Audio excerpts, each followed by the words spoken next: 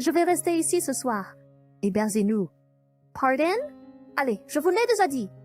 Je vais voir une pièce de théâtre ce soir à proximité, et comme elle se termine tard le soir, j'ai dit que nous resterions tous ici. Pendant l'absence de son fils, la belle-mère est arrivée à l'improviste avec 7 amis. N'ayant pas été informée et ayant mes propres projets, j'ai essayé de décliner. Hi! Mais tu seras de retour bientôt, n'est-ce pas? Nous déposerons simplement nos affaires et sortirons un moment. Pouvez-vous préparer le dîner et les arrangements de sommeil pour nous? Elle semblait ignorer ma situation et a agi comme si tout était réglé. De plus, j'ai reconnu le collier qui brillait autour de son cou. J'avais enduré le comportement effronté de ma belle-mère sans confrontation depuis si longtemps, mais j'ai finalement atteint ma limite. Je ne peux pas, j'ai un voyage prévu à partir de maintenant. Moi? Un voyage? Avec qui pars-tu? Moi, d'habitude non confrontationnel, lui répondant par un non la surprise. Ayant assez subi de ces harcèlements excessifs, j'ai finalement tracé la ligne. S'il te plaît, rends-moi ce collier. Il était temps que ma belle-mère affronte les conséquences de ses actes. Je m'appelle Michelle Gorman, une femme au foyer de 30 ans. Après m'être mariée, j'ai utilisé mon expérience administrative pour travailler en tant qu'instructrice en informatique. Mon mari, Mike, est président d'une filiale appartenant à son père et semble occupé tous les jours. Bien qu'il semble parfois préoccupé, je suis soulagée de le voir détendu, surtout quand nous allons à nos rendez-vous cinéma préférés. Il dirait « Je me sens plus léger quand je suis avec toi !» J'étais contente si je pouvais alléger un de ses fardeaux. J'aimerais pouvoir offrir des conseils ou des suggestions, mais j'ai du mal à exprimer mes opinions. Depuis que je suis jeune, j'ai préféré écouter les autres plutôt que de parler de moi-même. Mon frère aîné, qui est plus âgé de 4 ans, a toujours veillé sur moi. Je détestais cela chez moi, mais grâce aux encouragements de Mike, j'ai gagné en confiance. Mike a un frère aîné qui est vice-président dans l'entreprise de leur père. Sa femme, Mindy, est proche de mon âge et nous nous entendons bien. C'est une femme ambitieuse, à la fois fiable et gentille.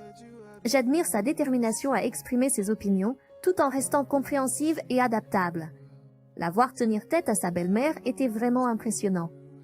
Cependant, étant donné qu'ils habitent loin, je regrette de ne pas pouvoir les voir souvent. D'un autre côté, la belle-mère se comporte comme la fille d'un président d'entreprise, toujours sûre d'elle. Pourtant, son entêtement et son arrogance sont évidents. Michelle, tu es la femme de Mike, le président. Tu devrais arrêter d'être instructrice en informatique et le soutenir pleinement.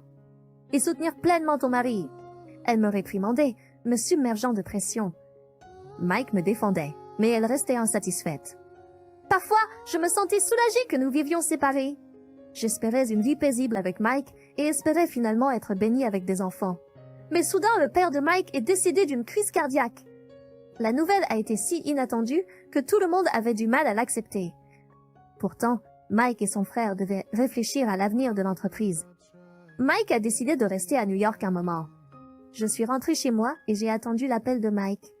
Avec les responsabilités supplémentaires qui pesèrent sur eux, j'étais inquiète. Après des discussions avec son frère, il a été décidé que Mike serait transféré au siège de New York. Son frère était devenu président et Mike a été nommé vice-président. Nous avons cherché une maison à New York et avons opté pour une maison individuelle déjà construite. Bien qu'elle soit un peu éloignée de la gare, elle se trouve dans une zone moins urbaine, offrant un sentiment de sécurité. La maison bénéficiait d'un bon ensoleillement, promettant une vie confortable. Comme Mike devait travailler tard en raison des tâches de transfert, j'ai veillé à créer un environnement confortable à la maison pour qu'il puisse se reposer correctement et préparer des déjeuners en tenant compte de l'équilibre nutritionnel. Je voulais faire tout ce que je pouvais pour le soutenir. Et comme ça, un mois a filé. Je suis à la maison. J'ai faim. Merci d'avoir travaillé si tard. Je vais préparer le dîner. Merci. Salut, Michelle. Ma mère a dit qu'elle veut venir ce week-end. Est-ce que c'est bon? J'avais peur qu'elle ne se sente mal depuis le décès de mon beau-père, donc c'était un soulagement d'entendre ça. Bien sûr. Nous avons encore quelques zones à ranger, mais elle est plus que bienvenue. Merci. Je vais lui dire. Oh, peut-être que je devrais aussi inviter mon frère et sa femme. Oui, c'est une bonne idée. Aussi inapproprié que cela puisse paraître, déménager ici m'a facilité la rencontre fréquente de Mindy, ma belle-sœur, ce qui a été une agréable surprise. Ce week-end, nous nous sommes tous réunis pour prendre des nouvelles et partager des souvenirs de mon beau-père. C'est vraiment triste que papa soit parti, mais j'ai senti que je ne devrais pas être abattue pour toujours, alors j'ai commencé à prendre un passe-temps. Voir le visage joyeux de ma belle-mère m'a apporté du soulagement. Elle se tenait toujours avec élégance, portant toujours de belles robes et de jolis accessoires. Aujourd'hui, elle avait l'air élégante avec un foulard violet pâle qui ressortait. Elle semblait avoir perdu un peu de poids, mais sa fermeté pour conseiller Mike et son frère sur les affaires de l'entreprise n'a pas changé. Cependant, depuis la disparition de mon beau-père, j'ai senti que ses remarques strictes envers moi avaient augmenté. « Michel, il nous manque des boissons. Peux t'aller en acheter? Jessica, je peux y aller les chercher. »« Ah, tu peux? Ce serait utile alors. » Elle semblait être plus autoritaire envers moi qu'avec Mindy. Je pensais qu'elle pourrait avoir du mal à faire face à la perte de son mari, alors j'ai décidé d'observer et de laisser ses commentaires passer un moment. Après le dîner, Mike a ramené tout le monde à la maison et la soirée s'est terminée. Depuis lors, pour une raison quelconque, ma belle-mère a commencé à visiter notre maison fréquemment. Elle a commencé à critiquer mon ménage et à se plaindre de Mindy. De plus, elle a commencé à fouiller dans notre frigo sans permission, ce qui m'a laissé stupéfait. Michel, Mike est tellement occupé en ce moment. Tu devrais faire plus attention au repas que tu prépares pour lui. Et s'il s'effondrait aussi? Oui, je ferai plus attention. De plus, il y a-t-il encore des ordures ici? Tu ne peux pas nettoyer parfaitement? Je suis désolée. Cela a continué comme ça. On aurait dit qu'elle s'acharnait sur moi juste pour passer le temps. Mais quand Mindy venait, elle partait rapidement, disant qu'elle avait d'autres choses à faire. Elle a dit que ce n'était pas parce qu'elle ne m'aimait pas, mais je pensais le contraire. Peut-être qu'elle trouvait plus facile de s'affirmer sur moi, qui ne contredisait presque jamais, que sur Mindy, qui disait toujours ce qu'elle pensait. J'ai pensé à trouver un emploi pour passer moins de temps à la maison, mais même après en avoir trouvé un, le harcèlement de ma belle-mère s'est intensifié. « Michel, on n'a plus de sauce barbecue à la maison, donc on achète pendant que tu es dehors. »« Oh, j'ai apporté un récipient avec moi, donc laisse-moi prendre des restes. » Son audace me laissait parfois bouche bée. Elle pourrait tout aussi bien acheter des ingrédients de première qualité dans un magasin haut de gamme. Ensuite, un incident s'est produit. Un collier que je chérissais a disparu. C'était un souvenir de ma mère, que j'avais soigneusement gardé sur une étagère dans ma chambre. La seule personne à laquelle je pouvais penser était ma belle-mère, qui venait fréquemment nous rendre visite. Même si je ne voulais pas la soupçonner, elle regardait souvent autour de notre maison et savait probablement où se trouvaient la plupart des choses. Malgré avoir cherché partout, il restait introuvable, alors j'ai décidé de lui en parler. C'est alors qu'elle a répondu avec un cri féroce. « Tu l'as probablement perdu toi-même. »« Comment oses-tu me soupçonner? Quel genre de personne es-tu? » Je suis désolée. J'ai cherché partout où je pouvais penser, mais je n'ai pas pu le trouver. C'est un souvenir de ma mère et cela signifie beaucoup pour moi. Plus que la colère que je ressentais d'être accusée, j'étais dévastée de perdre le souvenir de ma mère et les larmes ont commencé à couler. Ça m'est égal. Ce n'est qu'un collier. Pourquoi ne fais-tu pas acheter un nouveau par Mike? Ce n'est pas une question d'en obtenir un nouveau. J'ai réalisé qu'elle ne comprendrait pas mes sentiments et j'ai décidé de ne pas en parler davantage. Cependant, des incidents se sont produits où de l'argent de mon portefeuille et d'autres objets dans la maison disparaissaient. Bien que j'aie surveillé attentivement les actions de ma belle-mère, je ne l'ai jamais vue prendre quoi que ce soit. Confus et épuisé émotionnellement, je me suis confiée à Mindy, qui a affirmé que ma belle-mère était certainement le principal suspect. Personne d'autre n'avait accès à notre maison. La prise de conscience m'a attristée. Pourtant, il n'y avait pas de preuves concrètes de son vol, et je ne pouvais pas comprendre pourquoi elle ferait une telle chose. Surtout qu'elle continuait à mener un train de vie somptueux grâce à l'héritage laissé par mon beau-père. Voyant ma détresse, Mindy a fait une suggestion. Je ne savais pas à l'époque où cela nous mènerait. Environ 2 semaines après avoir parlé à Mindy, je serais partie alors. Michel, détends-toi et profite de ton voyage. D'accord, fais attention. Mike et son frère partaient en voyage d'affaires pour rencontrer une entreprise d'un autre État. Sachant à propos de leur voyage, Mindy pensait que ce serait un bon moment pour nous accorder une pause et m'a invité à des vacances courtes. Ayant été récemment mentalement et physiquement épuisée, l'idée d'une escapade était séduisante. J'ai fait mes bagages tôt et j'ai placé mon sac de voyage près de l'entrée en attendant l'heure du départ. Soudain, la sonnette a retenti. Me demandant qui cela pourrait être, j'ai vérifié l'interphone pour trouver ma belle-mère. Non seulement elle, mais elle était accompagnée de plusieurs autres. Bonjour, Michel. J'ai amené quelques amis? S'il vous plaît, ouvrez. En ouvrant la porte d'entrée, j'ai trouvé ma belle-mère et environ 7 de ses amies, toutes portant de grands sacs. Ils allaient de quelque part? Je pensais dans ma tête. Nous restons ici ce soir. Rendez-nous confortables. Ne l'ai-je pas mentionné? Nous allons voir une pièce à proximité ce soir, et comme cela se termine tard, nous restons tous ici. C'était une nouvelle pour moi. Mon heure de départ approchait. Oh, est-ce que je vous ai dérangé? J'ai entendu de Jessica que vous étiez ouverte à nous recevoir. Je n'avais rien entendu de tel, et il semblait qu'elle inventait l'histoire au fur et à mesure. De plus en plus frustrée, j'ai répondu fermement. Désolée, mais je n'ai pas été informée de cela et j'ai des projets. À ma réponse, elle parut surprise. Mais tu vas revenir bientôt, n'est-ce pas? Nous déposerons nos sacs et sortirons un peu. Préparez juste le dîner et les arrangements pour dormir pour nous. Ignorant le fait que j'avais des plans, je savais que je ne pouvais pas laisser passer cela. Je ne peux pas. Je pars en voyage. Un voyage? Avec qui? Avec Mindy? Oh, juste avec Mindy. Tu peux y aller à tout moment. Nous sommes venus si loin juste pour aujourd'hui. Combien de temps allez-vous nous faire attendre? À ce moment-là, j'ai remarqué quelque chose qui brillait autour de son cou. Attends, ce collier que tu portes?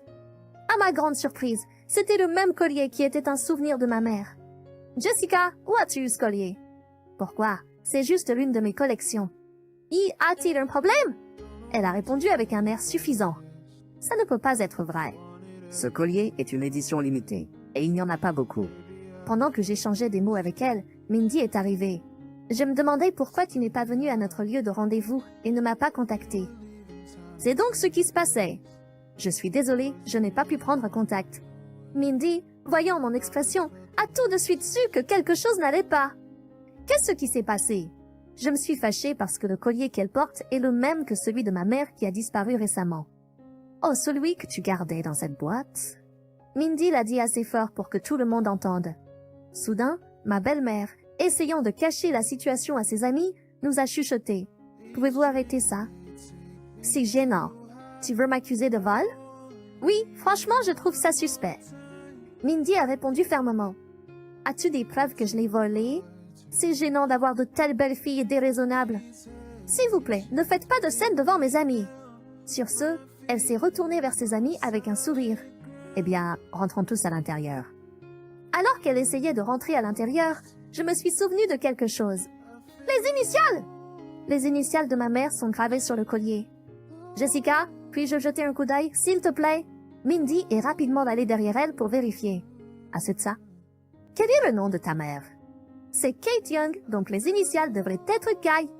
Le voilà. Les initiales Carrier. Les amis avaient l'air horrifiés et reculèrent. Arrêtez ça! Je ne suis pas venue ici pour ça.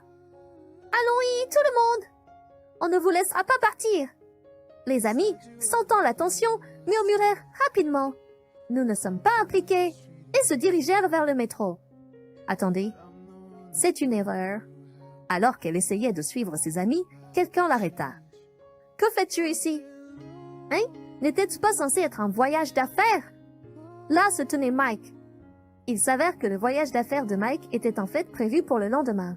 Pour enquêter sur les actions de sa mère, il lui avait volontairement donné une fausse date. Mindy avait informé Mike des objets manquants dans la maison après que je lui en avais parlé. Au départ, Mike était sceptique, mais en visitant sa maison d'enfance et en remarquant plusieurs objets identiques aux nôtres, il a commencé à soupçonner un vol. Cependant, sans preuve, il savait qu'elle pourrait facilement le nier, ce qui l'a amené à élaborer le plan d'aujourd'hui. Inviter des amis pour une nuitée était inattendu, mais il était certain que sa mère viendrait si elle croyait qu'il n'était pas à la maison. « Que voulez-vous chez nous ?» Je m'en allais juste. Alors qu'elle essayait de partir, je l'ai arrêtée.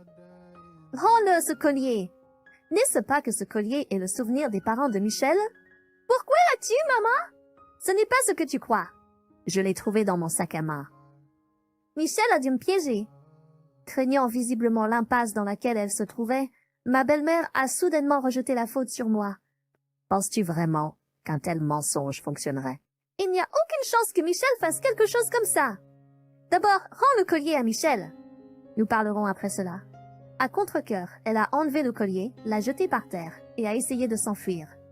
Hé, attends! Nous avons essayé de la poursuivre, mais nous nous sommes arrêtés peu après. Nous n'avions plus besoin de le faire. Aïn? T'es quoi? 10 policiers se tenaient devant elle. Moi aussi, je n'étais pas sûre de ce qui se passait. Je regardais simplement la scène bizarre. Puis l'un des agents a dit « Nous avons reçu un signalement d'un résident local. » Ils ont dit que quelqu'un qui semblait causer des troubles ici était souvent vu entrer dans cette maison lorsque les propriétaires n'étaient pas là. Ils nous ont demandé de venir rapidement. De quoi parlez-vous? Je suis la mère du fils qui vit ici. En impliquant la police dans une affaire familiale, ma belle-mère a répliqué, visiblement agacée. Attends, que veux-tu dire par entrer quand nous n'étions pas à la maison? Je n'ai jamais fait une telle chose. Je viens toujours quand vous êtes à la maison. Est-ce que l'informateur a dit autre chose? Lorsque nous avons demandé à la police, ils ont mentionné que quelqu'un avait été témoin de ma belle-mère en train de se faufiler dans notre jardin, probablement en utilisant une clé de secours pour entrer à l'intérieur. En effet, nous avions une clé de secours cachée sous un pot de fleurs dans le jardin.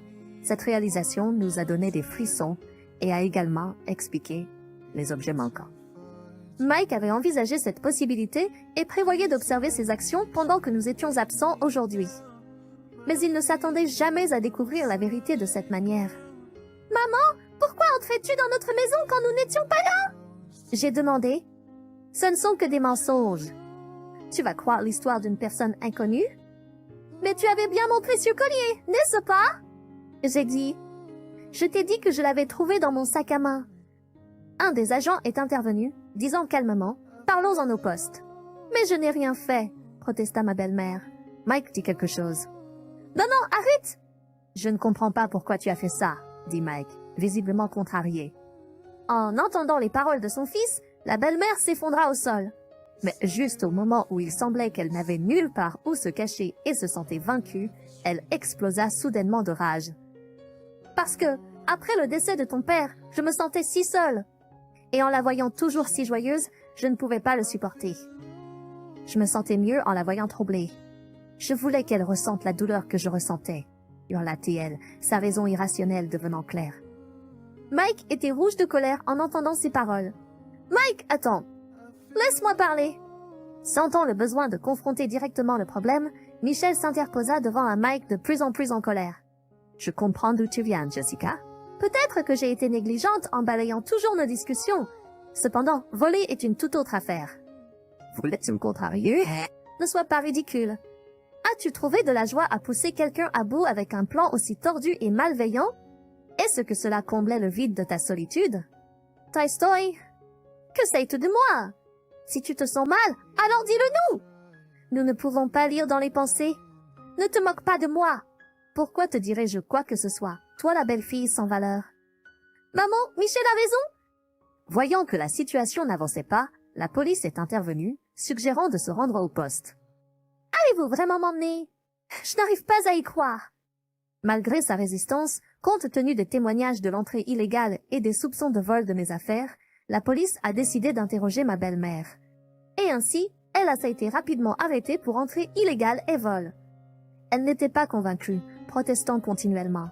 « Trouvez-moi un avocat, je suis innocente, et je ne peux pas manger cette nourriture infecte. » Cependant, lorsque son père lui rendit visite pendant les visites, il explosa de colère, lui disant de réfléchir profondément à ses actes.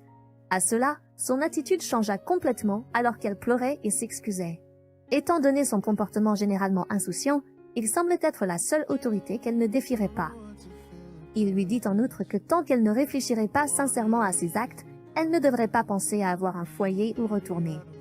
À contre-cœur, elle semblait accepter la réalité.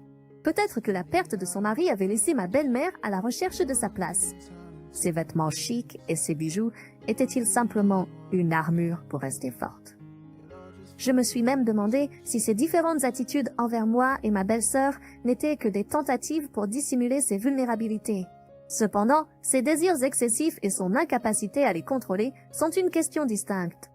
Des jugements erronés ont conduit à cet incident malheureux. J'ai été surpris de voir l'événement escalader à ce niveau, mais réaliser qu'elle avait utilisé la clé de secours pour entrer dans notre maison sans notre connaissance m'a vraiment terrifié. Plus tard, j'ai découvert que le couple vivant en diagonale de chez nous l'avait signalé. La femme, qui travaille à domicile, avait remarqué ma belle-mère entrer dans notre cour de manière suspecte à plusieurs reprises et trouvait cela étrange. Je ne peux être que reconnaissant pour leur courageuse action. Depuis lors, nous menons une vie paisible. Par précaution, nous avons changé nos serrures et cessé de cacher une clé de secours dans la cour. Mike a rompu les liens avec sa mère et lui a fait promettre de ne plus jamais nous contacter. S'il tentait de le faire, il l'a prévenu d'une action en justice. Après sa libération, elle est retournée dans sa maison d'enfance à la campagne et mène apparemment une vie modeste, en contraste frappant avec son passé de luxe. Sous la surveillance de son père, elle aide à la maison dès tôt le matin. J'espère vraiment qu'elle réévaluera ses actions excessives passées. Pendant ce temps, mon propre père a emménagé avec nous. Au cas où ma belle-mère déciderait de faire une autre visite inattendue, il est là pour assurer ma sécurité. Mais il y a une autre raison pour laquelle il est avec nous. Je suis actuellement enceinte de notre premier enfant. En prévision de la naissance de son petit enfant, mon gentil père et le soutien de Mike me donnent envie d'être une mère qui incarne à la fois la tendresse et la force. Alors que l'argent et les possessions peuvent procurer un sentiment d'accomplissement, c'est la présence des êtres chers qui remplit vraiment le cœur. Nous discutons des arrangements de vie et entourés de ceux qui nous sont chers, nous visons à protéger nos vies quotidiennes paisibles. Tu ferais mieux de sortir de ce fauteuil roulant rapidement ou tu vas mourir. Derrière moi, essayant désespérément d'arrêter le fauteuil roulant qui accélérait, j'entends la voix joyeuse de Tyler. J'ai tiré frénétiquement sur le frein du fauteuil roulant avec mes mains. C'était un homme insouciant avec l'argent, mais nous étions censés avoir promis notre amour ce jour-là. Tandis que je luttais sur le fauteuil roulant incontrôlable, la colère monta en moi plus que la tristesse.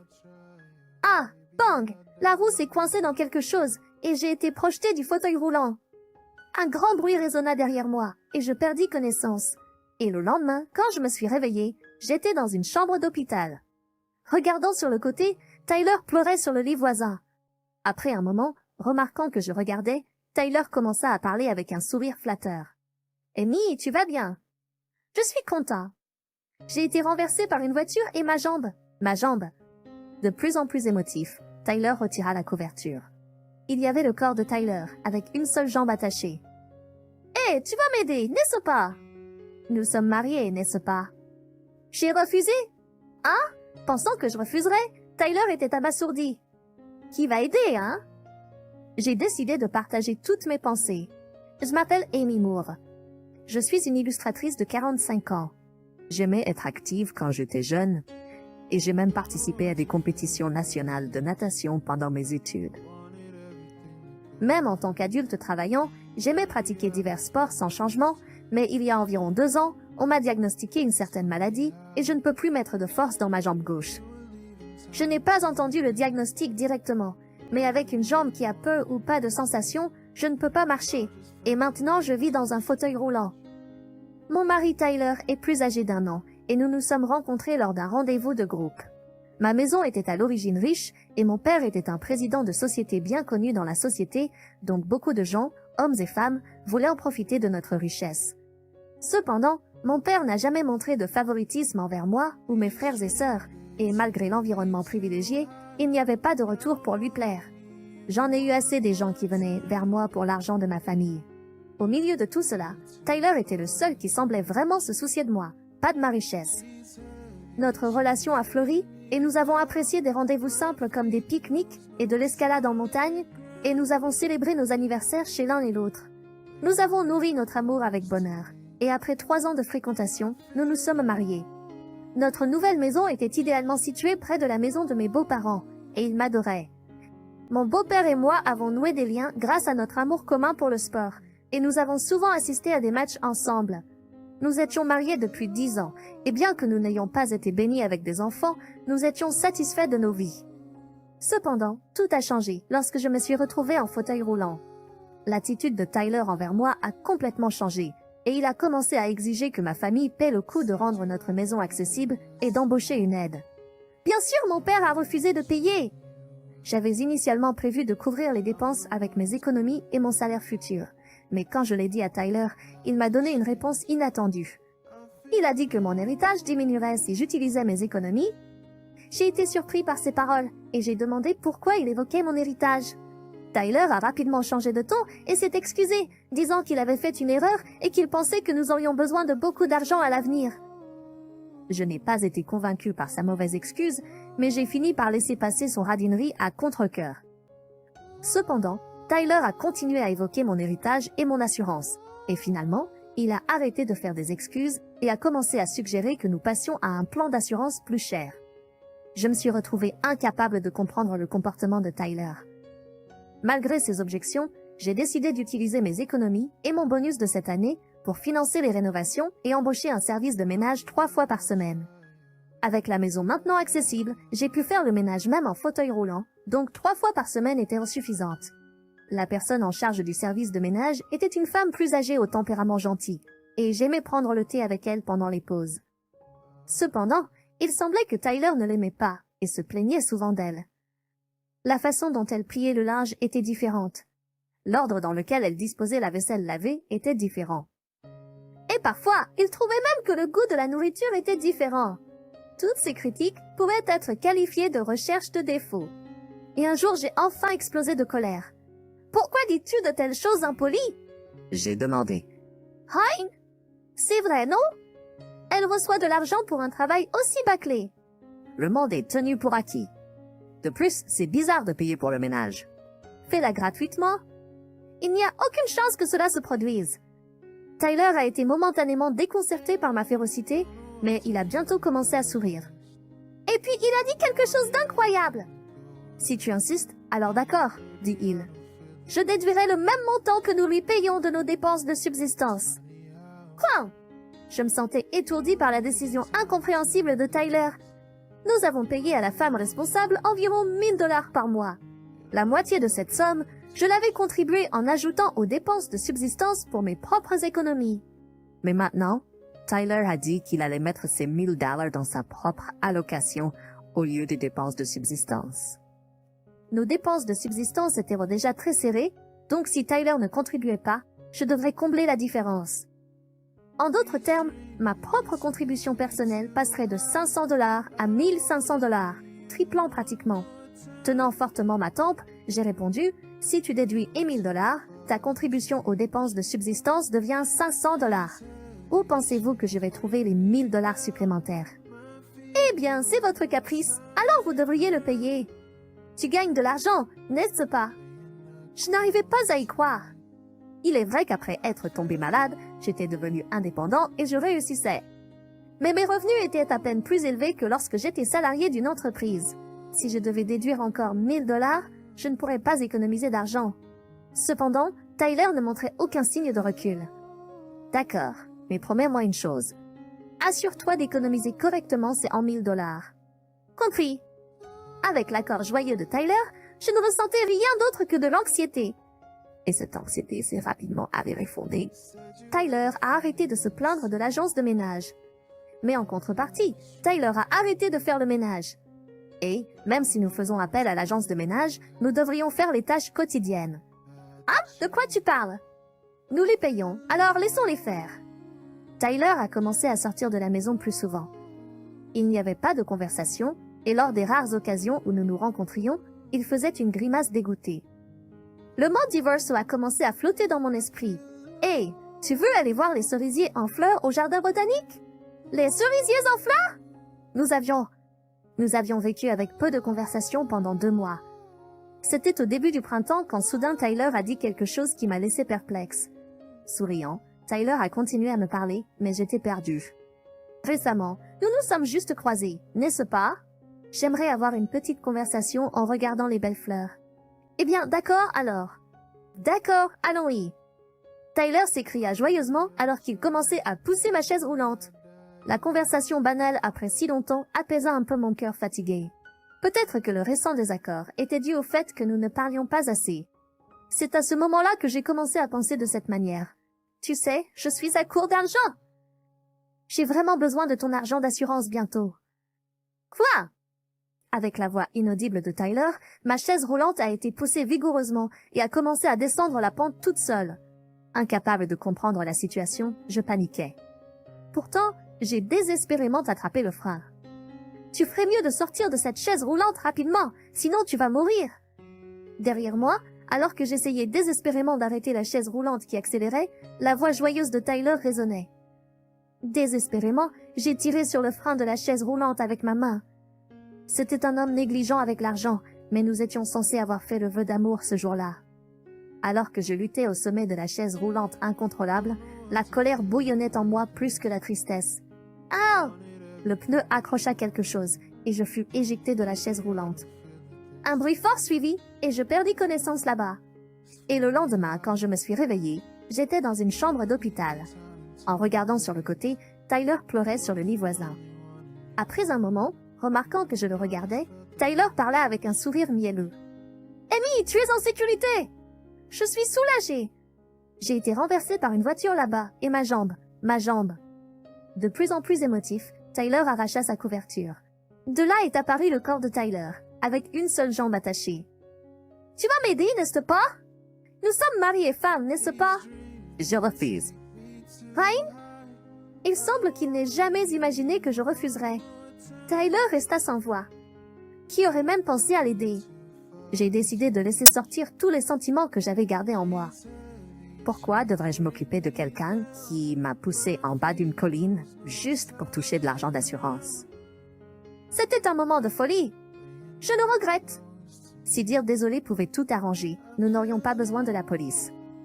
Mes paroles ont rendu le visage de Tyler bleu pâle. J'ai continué à parler sans le laisser m'interrompre. D'ailleurs, n'était-ce pas toi qui étais censé économiser 10 000 $ par mois pour moi? Qu'est-il arrivé à ça? Je le fais. Vraiment? Alors tu peux payer pour cet hôpital. Garde cet argent. Eh bien, à ce sujet, Tyler balbutiait dans la panique. Et pour cause, son compte en banque était pratiquement vide. Pourquoi sais-je ça, tu demandes? Parce que j'ai le carnet de banque. Tyler, toujours à trouver les choses ennuyeuses, ne vérifiait que son compte en ligne. Par conséquent, je gérais et gardais habituellement tous les carnets de banque. À l'époque où notre relation était bonne, je n'ai jamais ressenti le besoin de vérifier combien d'argent il avait. Mais puisqu'il n'avait pas versé les 1 000 $, j'ai commencé à tenir les comptes. Et j'ai découvert qu'au lieu d'économiser de l'argent, il l'envoyait ailleurs. La destinataire était une femme. J'ai engagé un détective et découvert que Tyler ne m'avait pas seulement trompé, mais qu'il avait aussi un enfant. L'argent était destiné à sa maîtresse comme pension alimentaire pour son enfant. Pour des années. Quel âge mignon, hein? Et tu allais lui rendre visite? Depuis combien de temps le sais-tu? Pray. À moi maintenant. Alors que je disais cela, la bouche de Tyler resta ouverte de choc. Je lui ai lâché une autre bombe. Vraiment, j'étais choquée. Parce que tu paies une pension alimentaire pour l'enfant de quelqu'un d'autre. Fine! Tyler avait un air confus sur le visage. Compréhensible, car Tyler croyait que l'enfant que sa partenaire avait eu était le sien. Je ne pouvais pas retenir mon rire. Puis, Tyler coupa court avec une voix mécontente. « De quoi tu parles? Cet enfant est vraiment le mien! » Entendant ces mots, j'ai éclaté de rire encore plus. Me voyant ainsi, Tyler me regarda comme si j'étais quelque chose de bizarre, alors j'ai décidé de lui dire la vérité. « Mais tu vois, tu ne peux même pas avoir d'enfant! »« Hein ?» J'ai continué à parler tout en riant de sa tête et de sa voix les plus stupides depuis que nous nous sommes rencontrés. « Tu croyais vraiment que j'étais la raison pour laquelle nous ne pouvions pas avoir d'enfant? » Eh bien, j'ai été compréhensive et je ne te l'ai pas dit, mais ton père sait.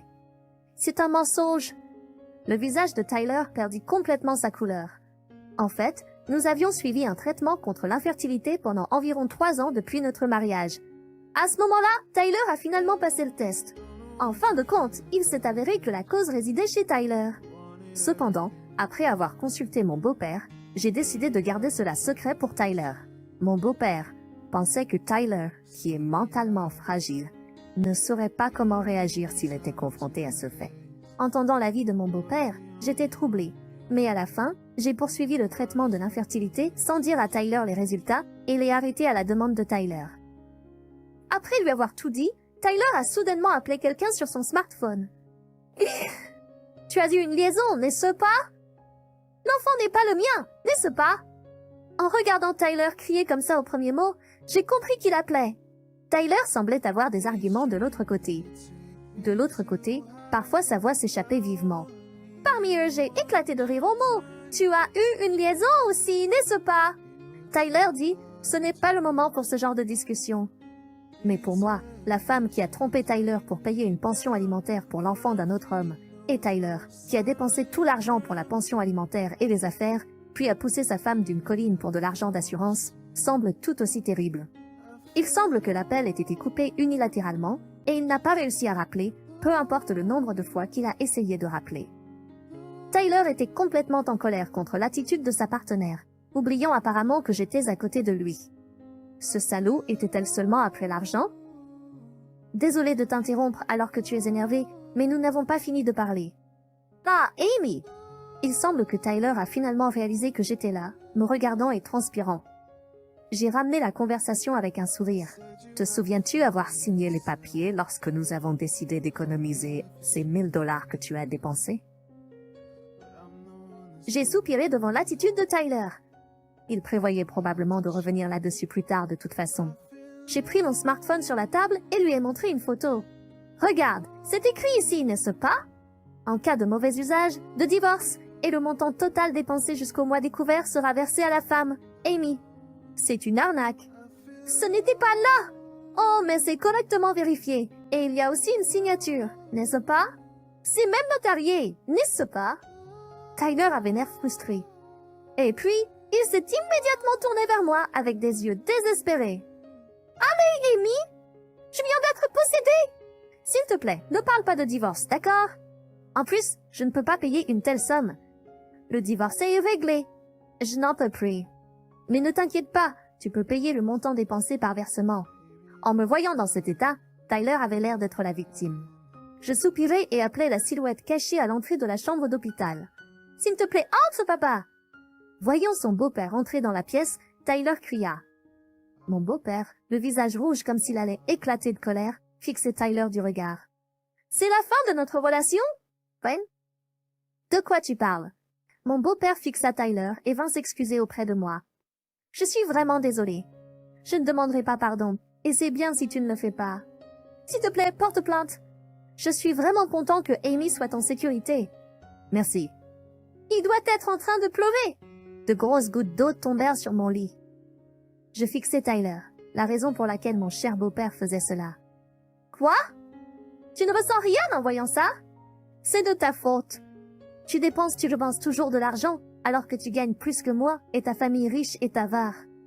Je ne sais pas pourquoi je t'ai épousé. Donc tu étais après l'argent aussi. J'ai l'impression que tous les beaux souvenirs ont été ternis. Ma voix est la plus basse qu'elle n'ait jamais été de toute ma vie. » Tyler est surpris, me regardant. Alors que je suis surpris de me détester profondément, je fais semblant de sourire. Eh bien, se marier pour de l'argent et ensuite devoir le rembourser, hein? Toy Story. Je ne paie pas. Dommage, le paiement est conclu. Alors que je disais cela, mon beau-père, l'air menaçant, a dit à Tyler. Je te surveillerai jusqu'à ce que les paiements soient terminés. Excusez-moi de vous interrompre. Dans cette atmosphère des plus terribles, un médecin d'âge moyen en blouse blanche est entré. Se dirigeant droit vers moi, le médecin m'a remis un document. « Y a-t-il une raison pour laquelle vous ne recevez pas de traitement pour votre jambe? » Comment? Inclinant la tête dans la confusion, j'ai regardé Tyler, qui fixait le médecin avec un visage pâle. Le médecin a continué à parler avec un air perplexe. « Si vous subissez une opération de votre jambe, vous pourrez à nouveau bouger. Ne l'avez-vous pas entendu lors de votre diagnostic précédent? » Je n'ai pas entendu. J'ai regardé Tyler. Tyler essayait de ne pas croiser mon regard. Voyons cela, j'ai eu un mauvais pressentiment. Tyler, tu m'as menti? Disant que la maladie ne serait jamais guérie et que je ne marcherais plus jamais? Bill! À la réponse évasive de Tyler, mon beau-père l'a de nouveau interpellé. Je me suis tournée vers le médecin et j'ai demandé « Je n'ai pas entendu le diagnostic directement à l'époque. Pourriez-vous me le dire, s'il vous plaît? » Oui, ami. Votre maladie est une paralysie temporaire causée par une hernie discale comprimant la moelle épinière, entraînant des problèmes de circulation sanguine. Comme un certain temps s'est écoulé, vous aurez besoin de rééducation, mais vous pourrez marcher. Je n'ai pas pu retenir mes larmes aux paroles du médecin. J'ai eu tort de faire confiance à Tyler et de ne pas écouter le diagnostic, mais mon dégoût pour Tyler, qui a menti au sujet d'un problème impliquant la vie d'une personne, grandit à chaque minute. Il ne reste pas la moindre trace d'affection. Tyler, que se passe-t-il? Tyler! Ne reste pas là, dis quelque chose. Les cris de mon beau-père résonnent dans la chambre d'hôpital. Les épaules de Tyler tremblent, et soudain, il se met à pleurer. Mais si Amy est libre de parcourir le monde, je suis toujours laissée derrière. Si elle est en fauteuil roulant, elle restera toujours à la maison et elle ne cherchera pas à s'amuser plus que moi, n'est-ce pas? Et alors? Ta jalousie égoïste m'a forcé à vivre en fauteuil roulant pendant 2 ans? Sachant que je pouvais subir une opération pour éliminer la douleur et la paralysie, et tu es resté silencieux. C'est le pire. À mes paroles, Tyler baisse la tête, épuisé. Je le regarde d'un œil froid. Le médecin et mon beau-père semblent tous les deux en colère contre Tyler pour lui avoir égoïstement refusé ma chance de traitement. Alors, Amy, puis-je vous expliquer l'opération demain? Oui, s'il vous plaît. Je deviens instantanément plus joyeuse. Le médecin me sourit chaleureusement en retour. Rien que cela me donne de l'espoir pour un avenir radieux. Je vais donner des instructions à l'infirmière pour séparer les chambres. Non, je ne veux pas être séparée d'Amy. Le médecin ignore le refus bruyant soudain de Tyler. Puis il me dit « à demain » et quitte la pièce. « Amy, tu ne vas pas vraiment divorcer de moi, n'est-ce pas? Je suis amputée, tu te souviens? » Je sais que j'ai eu tort de me taire, mais réfléchis à notre situation actuelle. Malgré mon beau-père qui crie sur le terriblement égoïste Tyler, il tient bon. Je regarde en silence, mais voyant aucun signe d'apaisement après environ 10 minutes, je parle à contre-cœur. Ensuite, je vais travailler et tu t'occuperas des tâches ménagères. Si tu demandes un service, tu devras le payer. Oh, et je déduirai ce montant des dépenses de la vie quotidienne. Je ne peux pas vivre comme ça. Callisto! Quoi? C'était étrange? C'est étrange. Sois plus gentil avec moi. Je suis en fauteuil roulant pour la vie. Tyler a dit ça, son souffle saccadé. Tout ce que j'avais dit était tout ce que Tyler m'avait dit, mais Tyler semblait ne pas s'en rendre compte. Hé, tu réalises? Hein? Réaliser quoi? Ce que je viens de dire, c'est ce que tu m'as dit. Alors que je disais ça, Tyler semblait enfin s'en rendre compte, son visage devenant pâle alors qu'il restait figé sur place. Mon beau-père avait aussi oublié de crier, son visage devenu pâle. Ça a dû être un grand choc d'apprendre que le fils qu'il avait élevé désespérément avait dit de telles choses terribles à sa femme. Eh bien, parlons désormais par avocats interposés. Et aussi à propos de la compensation. Attends, Amy!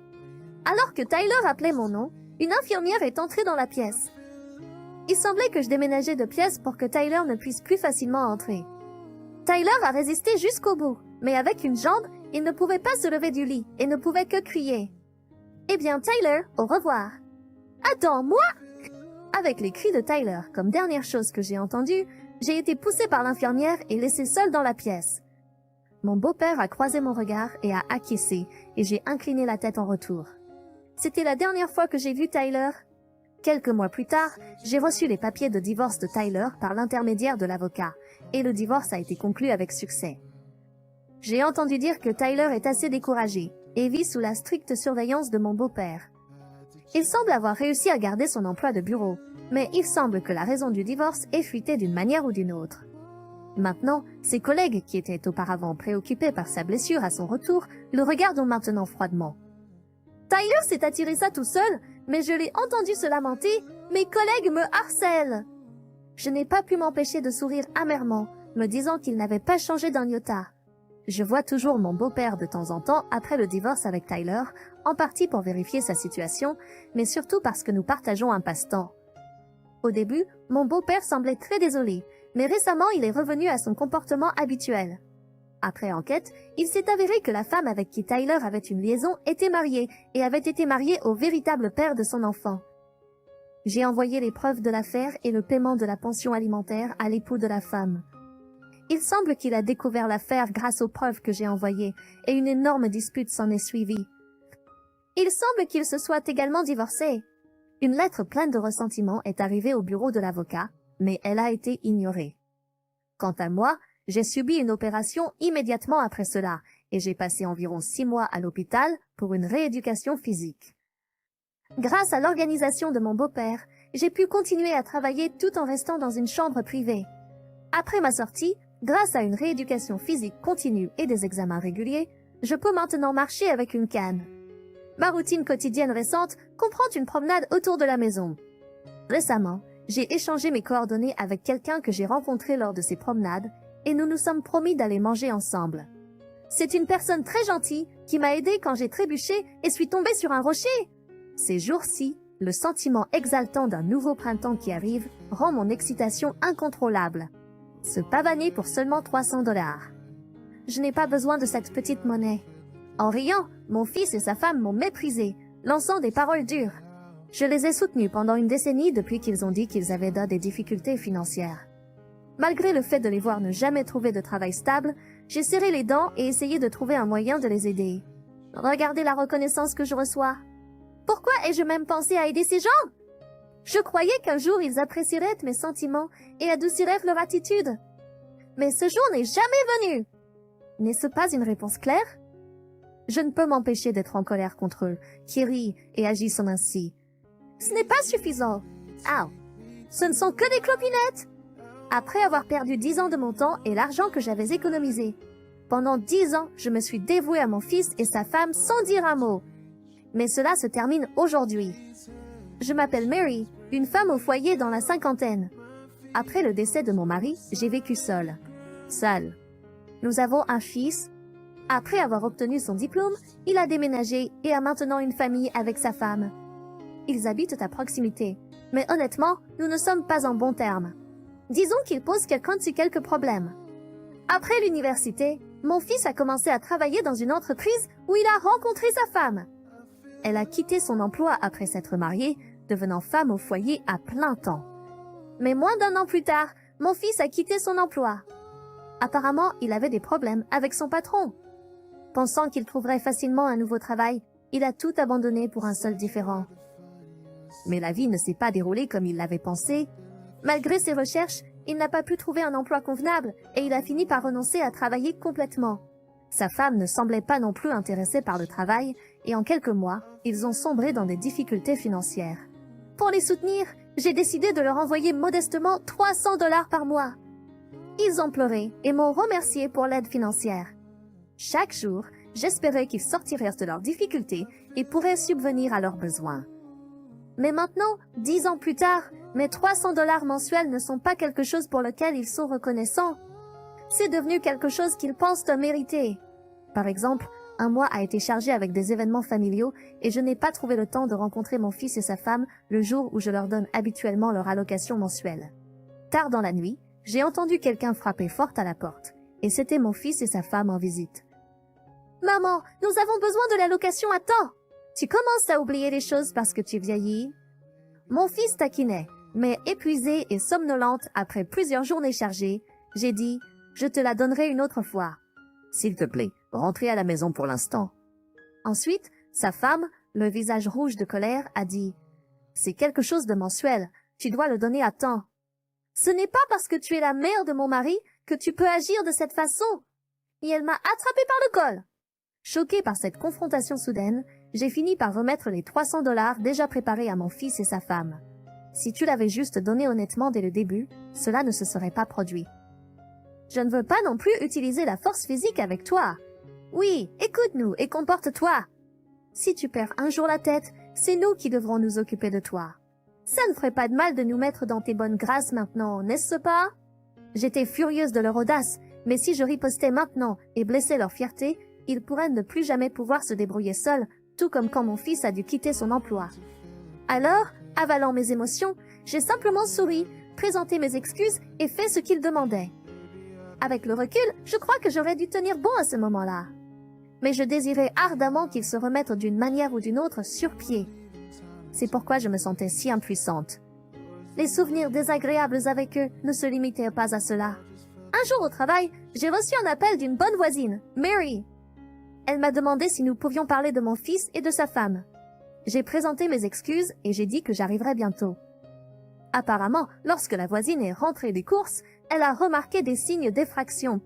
Après avoir vérifié les images de sécurité, elle a été choquée de constater que les coupables n'étaient autres que mon fils et sa femme. Bien que sa maison ait été sans dessus-dessous, rien n'avait été volé.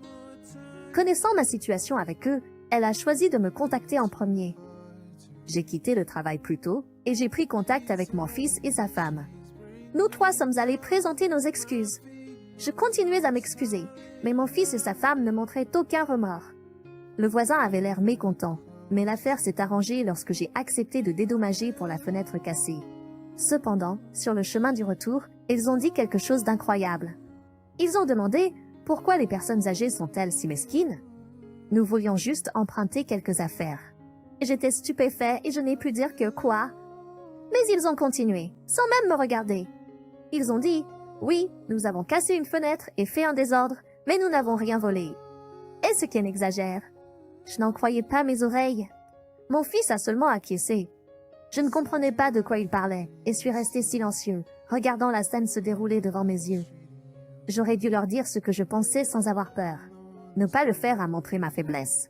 Depuis lors, j'ai remarqué leur comportement de plus en plus agressif, mais heureusement, ils n'ont pas causé de problème majeur, sauf l'incident avec le voisin.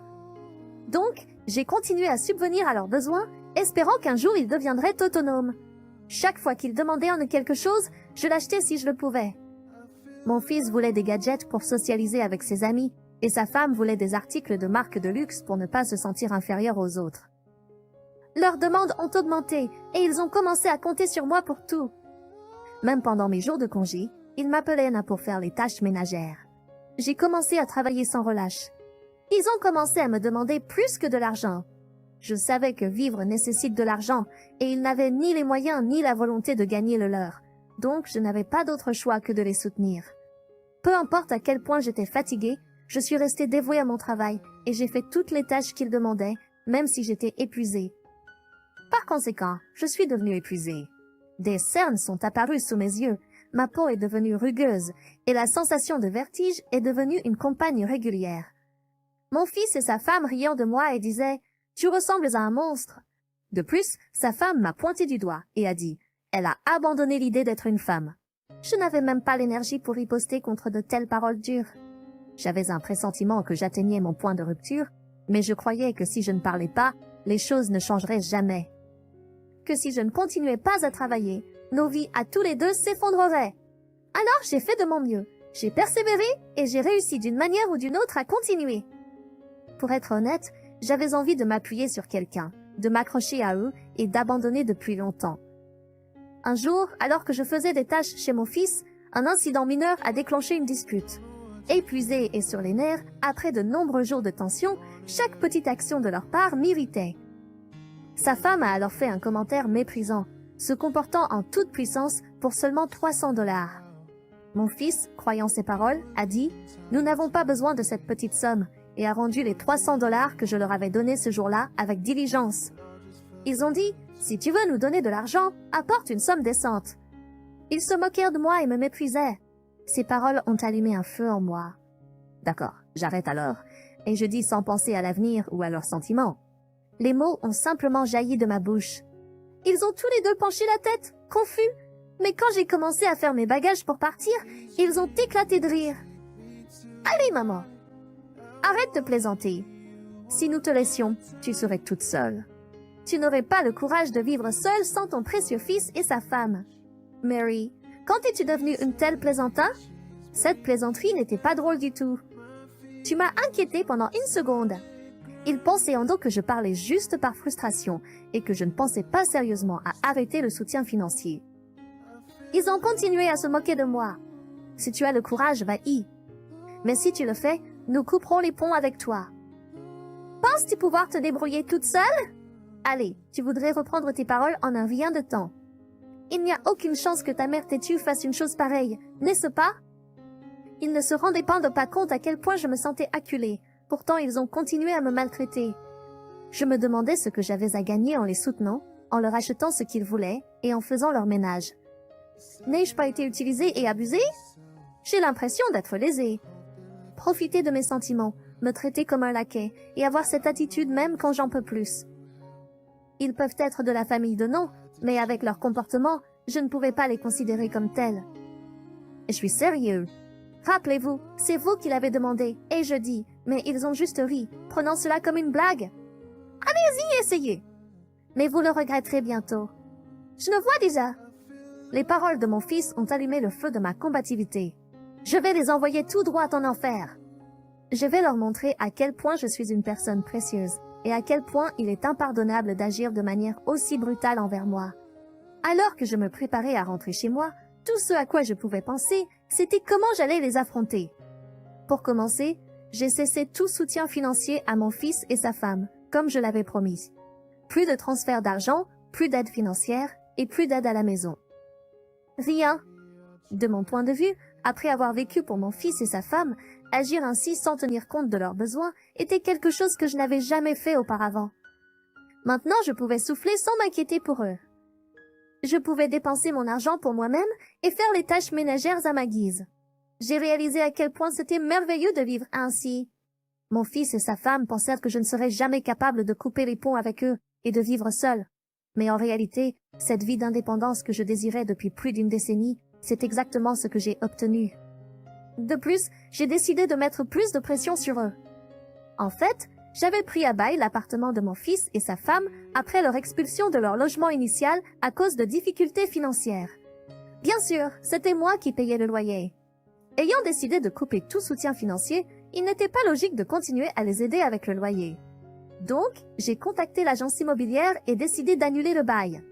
La personne en charge de l'appartement, bien au courant de notre situation, a été conciliante. Ils ont reçu un préavis d'1 mois pour partir, sinon ils seraient en signalé. Ce soir-là, j'ai envoyé un SMS à mon fils et sa femme pour leur dire que s'ils ne quittaient pas l'appartement dans 1 mois, cela poserait problème. Ils ont lu le message immédiatement, et même pas 5 minutes plus tard, mon téléphone sonnait. « Oh, maman, c'est quoi ce bordel? Où sommes-nous censés vivre ?» Mon fils a crié dès que j'ai répondu. Je pouvais entendre sa femme paniquer en arrière-plan. « Tu as peut-être oublié, mais c'était moi qui payais pour cet appartement. Je t'avais dit que j'arrêtais toute aide, n'est-ce pas? Alors bien sûr, j'ai annulé le bail aussi, n'est-ce pas? On n'avait jamais convenu de ça. Tu as dit que tu arrêterais d'envoyer de l'argent, mais nous pensions que tu continuerais avec tout le reste. » J'ai ri de son attente naïve et j'ai pensé, vraiment? Pendant qu'il me disait de telles paroles blessantes, il comptait continuer à accepter mon soutien, sauf pour l'argent de poche. Cela m'a donné le tournis de penser à la mentalité ridiculement naïve de mon fils et de sa femme. J'ai été traitée comme bon leur semblait tout ce temps. Même quand j'ai dit que je n'aimais pas ça, j'ai toujours cédé à leurs demandes, leur donnant à tous les deux de l'argent et du temps. Tout cela était un peu égoïste de ma part, espérant qu'ils finiraient là par se débrouiller seuls. Mais j'avais tort, parce qu'ils sont du genre à profiter autant qu'à être choyés. Dans ce cas, il aurait été bien mieux de clarifier ma position et de les faire écouter. C'était moi qui leur donnais un argent de poche, qui fournissait un soutien financier au-delà de ça et qui faisait le ménage pour eux. De toute façon, j'avais le dessus! Et ils auraient dû être reconnaissants et respectueux envers moi. Pourtant, ils m'ont traité avec un complet manque de respect, comme si j'étais une sorte de servante, un simple outil, un distributeur automatique m'utilisant à leur guise. Et ensuite, pour aggraver les choses, ils ont même ri de moi quand j'étais à bout. Pourquoi ai-je tant essayé pour un couple aussi insensé? Même quand ils m'ont traité injustement, je suis restée silencieuse et je les ai laissés faire à leur guise. En faisant tout cela, ils n'ont jamais rendu mes sentiments. Au lieu de cela, ils ont juste continué à profiter de moi. Ce n'est que lorsque j'ai atteint mon point de rupture que j'ai réalisé à quel point ils étaient égoïstes et mesquins et qu'ils ne m'ont jamais vraiment considéré comme de la famille. Ils m'ont peut-être vu comme un outil, mais jamais comme de la famille, même un peu. Pourquoi n'ai-je pas réalisé cela plus tôt? Pourquoi ai-je continué à donner le meilleur de moi-même jusqu'à me sentir si submergée? Pourquoi ai-je continué à croire en eux? Avec du recul, mes actions passées semblent pitoyables. Croyant qu'un jour ils se débrouilleraient seuls, je les ai soutenus sans relâche. Mais tout cela n'avait aucune importance. Alors que je regrette le passé, ma colère envers eux monte. Je dois leur dire ce que je pense. Je ne serai pas satisfaite tant qu'ils n'admettront pas leur tort et ne s'excuseront pas. Se sentant ainsi, j'ai parlé à nouveau. Je vais arrêter la location, mais continuer avec les autres formes de soutien. Quoi penses-tu? Ce n'est pas possible. À mes paroles, mon fils a essayé d'interrompre, mais je l'ai coupé. Pardonnez. Tu comprends? Vos vies ont toujours dépendu de moi. Si vous me contrariez, ne serait-ce qu'une fois, si jamais j'avais l'impression de ne pas vouloir vous aider, ce serait fini pour vous. Heureusement pour vous, je suis assez naïve pour espérer toujours qu'un jour vous serez indépendant, qu'un jour peut-être vous n'aurez pas besoin de moi pour vous en sortir. C'est vrai, maman est gentille. C'est pourquoi vous n'allez pas vraiment nous abandonner, n'est-ce pas? Tu as juste dit ces choses dans l'émotion du moment, et maintenant tu ne peux pas les reprendre. Alors tu fais ça, n'est-ce pas? Ce n'est pas grave, nous te pardonnons. Essayons de reformer une famille, d'accord? Ne sois pas stupide. J'ai repris mes esprits. Malgré tout le soutien, vous ne voulez même pas être indépendant, n'est-ce pas? Vous voulez juste continuer à vivre confortablement à mes frais, n'est-ce pas? Essayant de faire marche arrière, mon fils a répondu. Ce n'est pas ça. Nous voulions être indépendants, mais nous ne pouvons pas. Nous n'avons même pas envie de chercher du travail. Ma femme ressent la même chose. Nous avons fait de notre mieux à notre manière, mais c'était juste impossible. Presque en riant de sa réponse, je ne pouvais pas croire qu'ils avaient l'audace de dire qu'ils avaient fait de leur mieux à leur manière. Je garde un œil sur mon fils et sa femme depuis plusieurs années, et aucun d'eux ne semblait faire d'efforts pour trouver un emploi ou vivre frugalement. Ils vivaient confortablement à mes crochets chaque jour. Comment cela peut-il se traduire par ils ont fait de leur mieux à leur manière? Écoute, maman, nous sommes vraiment reconnaissants pour tout ce que tu as fait. Je veux dire, nous ne pouvions pas le dire en mots, mais tu as toujours tout fait pour nous. Nous savions toujours que nous pouvions vivre grâce à toi et que nous serions perdus sans toi. Alors, pourquoi ne pas essayer à nouveau? Tu as aussi besoin de nous, n'est-ce pas? Tu te moques de moi. Je n'ai pas besoin de vous. D'un côté, il y a un gars qui est toujours bloqué sur des problèmes qu'il a causés il y a 10 ans, n'ayant jamais trouvé un emploi stable et se contentant d'être un paresseux. Et de l'autre côté, il y a une femme qui agit comme une femme au foyer, n'admonestant jamais ou ne soutenant pas son mari, faisant juste ce qu'elle veut. Tu crois que j'ai besoin de gens comme vous deux? Tu ne pourrais pas avoir plus tort. As-tu la moindre idée de tout ce que j'ai dû endurer à cause de vous deux? Jour après jour, travaillant pour vous faire de l'argent, et même quand je ne travaille pas, je fais des corvées pour vous. C'est forcément difficile. J'ai fini par réaliser que je ne suis pas assez naïve pour vouloir être en famille avec vous deux, après tout ça. Ne dis pas de telles choses dures, maman. Nous avons besoin de toi. Sans quelqu'un comme toi pour nous soutenir, tout le temps nous serions perdus. Malgré mes paroles, mon fils a continué d'insister sur son point de vue sans prêter attention au mien. Alors que je me demandais quoi faire ensuite, j'ai soudain entendu un cri comme « Donne-moi ça !» Et puis sa femme est arrivée à l'appareil. « Mary !» Pour être honnête, j'ai moi aussi été frustrée par le comportement égoïste de mon mari. La plupart des hommes sortent, travaillent et soutiennent leur famille, mais ils se promènent juste, ne travaillant pas pour mon bien. Chaque jour, je regrette de l'avoir épousé. Je me sens tout aussi lésée que vous. Je suis aussi une victime. S'il vous plaît, aidez-moi, même si c'est juste pour moi. Je ne peux pas faire ça sans vous. Puis, sans crier gare, sa femme a essayé de l'abandonner pour se sauver elle-même. Stupéfaite par son audace, elle a continué. Je ferai tout ce dont vous avez besoin, que ce soit le ménage ou autre chose. Utilisez-moi comme bon vous semble. S'il vous plaît, Mary, ne m'abandonnez pas. Après ces mots, j'ai pu entendre le couple se disputer de nouveau au téléphone et se battre pour prendre le contrôle de l'appel. Agacée par le bruit, j'ai froncé les sourcils, puis il a semblé que le téléphone a été arraché de sa main et s'est déconnecté. Des jours se sont écoulés sans rappel de leur part. Apparemment, leur relation s'est considérablement détériorée après cet incident, et ils ont décidé de divorcer et de suivre des chemins séparés. Ils se sont mutuellement accusés et ont même commencé à se disputer à propos de l'argent. Le différend a duré jusqu'à ce qu'ils divorcent enfin. Après le divorce, tous deux ont essayé de me contacter, mais à ce moment-là, j'avais déjà bloqué leurs 2 numéros. Je n'ai plus jamais eu de leurs nouvelles. Mon fils a commencé à travailler jour et nuit dans une usine, peinant à joindre les deux bouts. D'un autre côté, son ex-femme est retournée en pleurant chez ses parents et a tout avoué. Ils l'ont sévèrement réprimandée. Elle est venue s'excuser, escortée par ses parents, mais elle pleurait tellement que je ne pouvais pas comprendre ce qu'elle disait. Depuis lors, je vis pour moi-même. Pendant 10 longues années, j'avais été liée par leur présence et n'avais jamais eu un moment pour savourer mon propre temps. Vivre une vie centrée sur moi-même était incroyablement rafraîchissant et irrésistible. Bien que je me sois retrouvée seule sans eux, j'ai trouvé du réconfort dans cela. Je ne sais pas ce que l'avenir me réserve. Il y aura peut-être un moment où je ne pourrai plus vivre juste pour moi. Mais pour l'instant, je pense que je vais juste vivre pour moi. S'il vous plaît, laissez-moi. Les mots froids venaient de ma belle-mère, Catherine. Dès que la décision a été prise que son fils serait transféré à l'étranger, Catherine m'a retiré la maison à moi et ma fille. N'ayant nulle part où aller, je me suis dirigée vers le parc, tenant ma fille de 2 ans. Perdue et me demandant quoi faire ensuite, soudainement j'ai été entourée par des policiers. Veuillez venir au commissariat. Sous la pluie battante, frissonnant de froid, j'ai suivi l'officier au commissariat. Une personne inattendue m'attendait là-bas. Je m'appelle Emma et j'aurai 35 ans cette année. J'ai rencontré mon mari, Bob, au travail et après 1 an de fréquentation, nous nous sommes mariés. J'ai quitté mon travail quand nous nous sommes mariés et il y a 2 ans, notre fille, Lily, est née. Actuellement, je vis avec Bob, Lily et ma belle-mère, Catherine. Nous avions l'habitude de louer un endroit, mais après le décès du mari de Catherine et le début de ses problèmes de genoux, nous avons décidé de vivre ensemble et d'acheter un nouvel appartement. Nous avons envisagé d'acheter une maison, mais compte tenu des problèmes de genoux de Catherine, nous avons pensé qu'il serait préférable de vivre dans un endroit avec un bon accès aux transports en commun. Acheter un appartement était moins cher qu'une maison à ce moment-là, et il a un ascenseur, ce qui rend la vie quotidienne plus facile.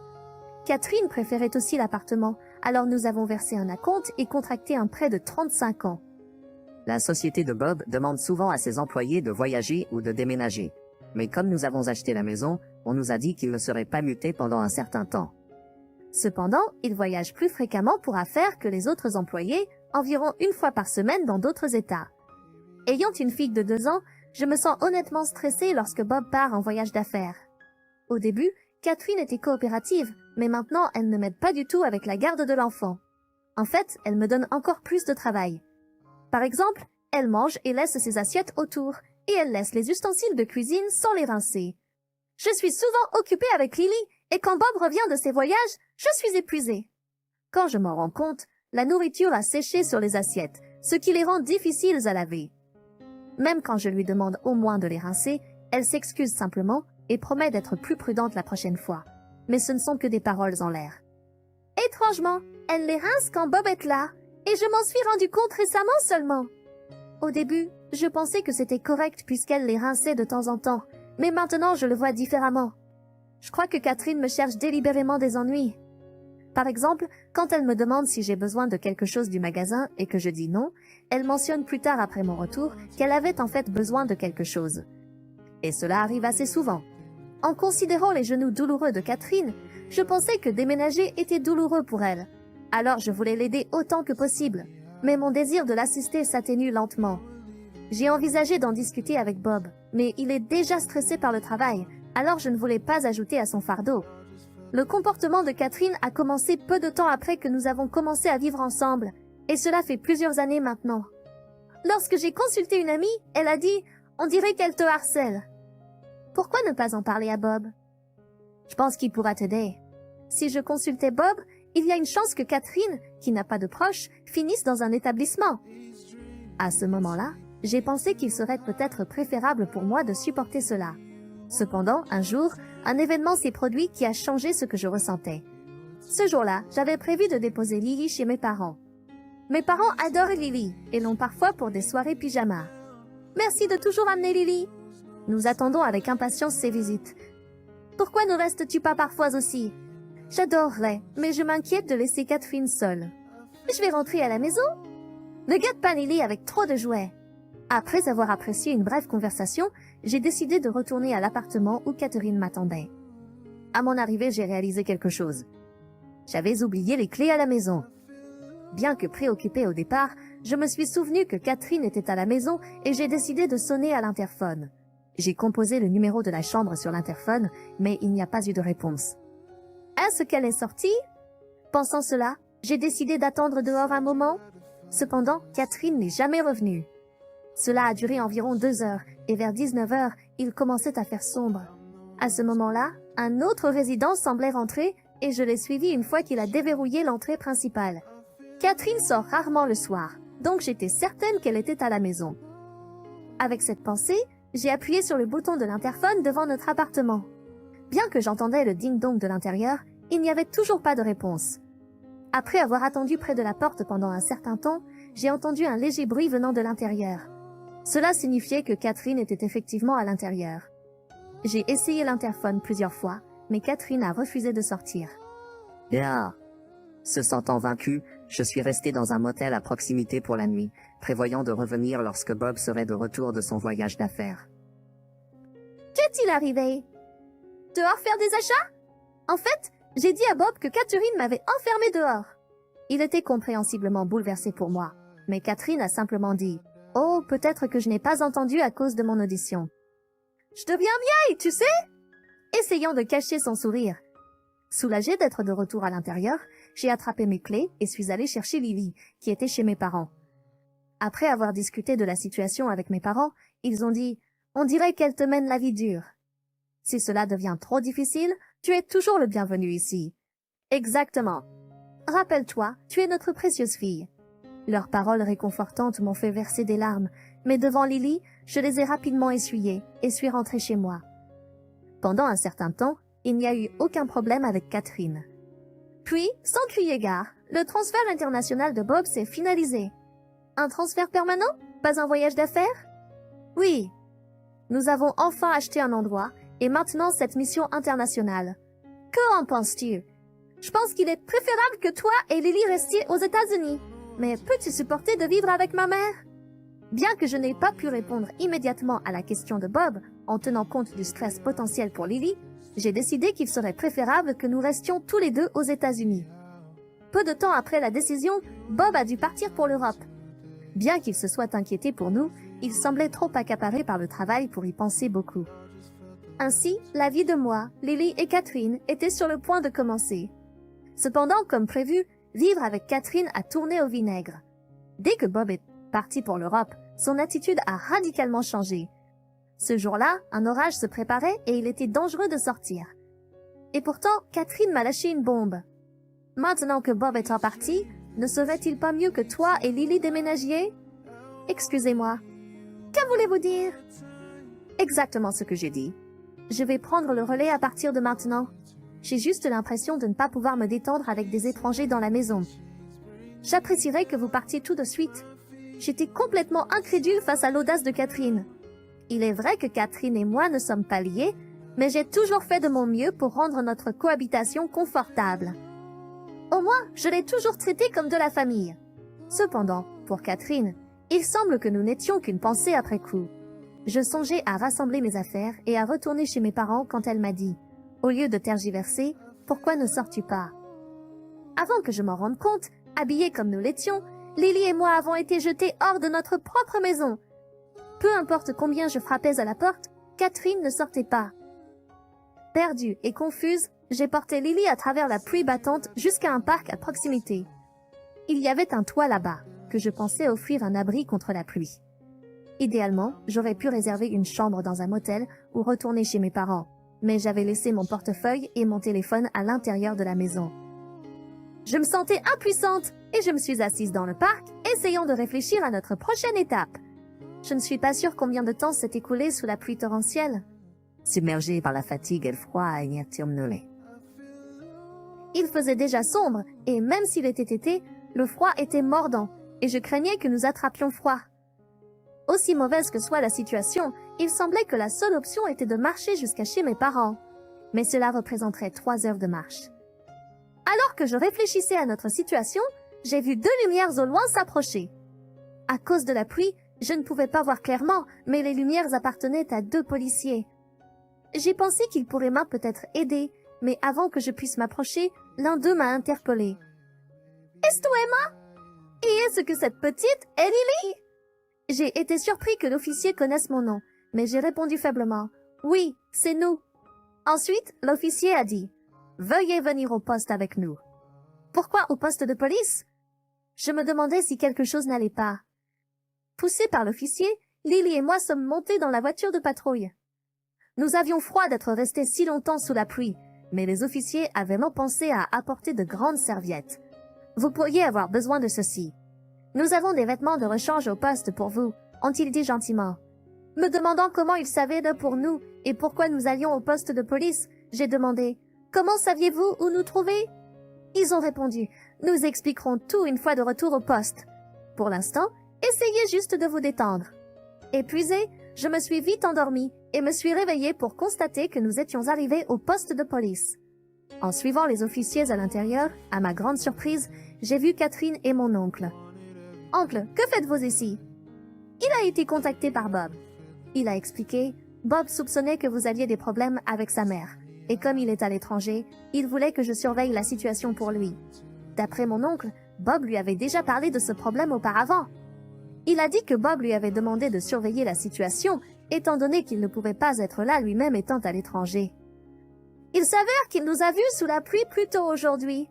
Il envisageait de nous emmener lui-même, mais il a trouvé le comportement de Catherine extrême, alors il a contacté la police.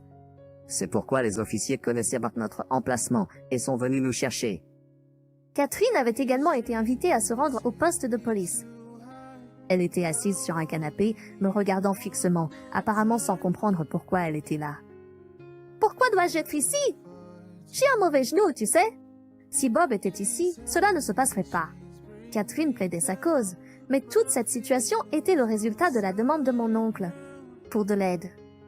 Lors des discussions avec la police, il y avait une forte probabilité que les événements aient des implications légales.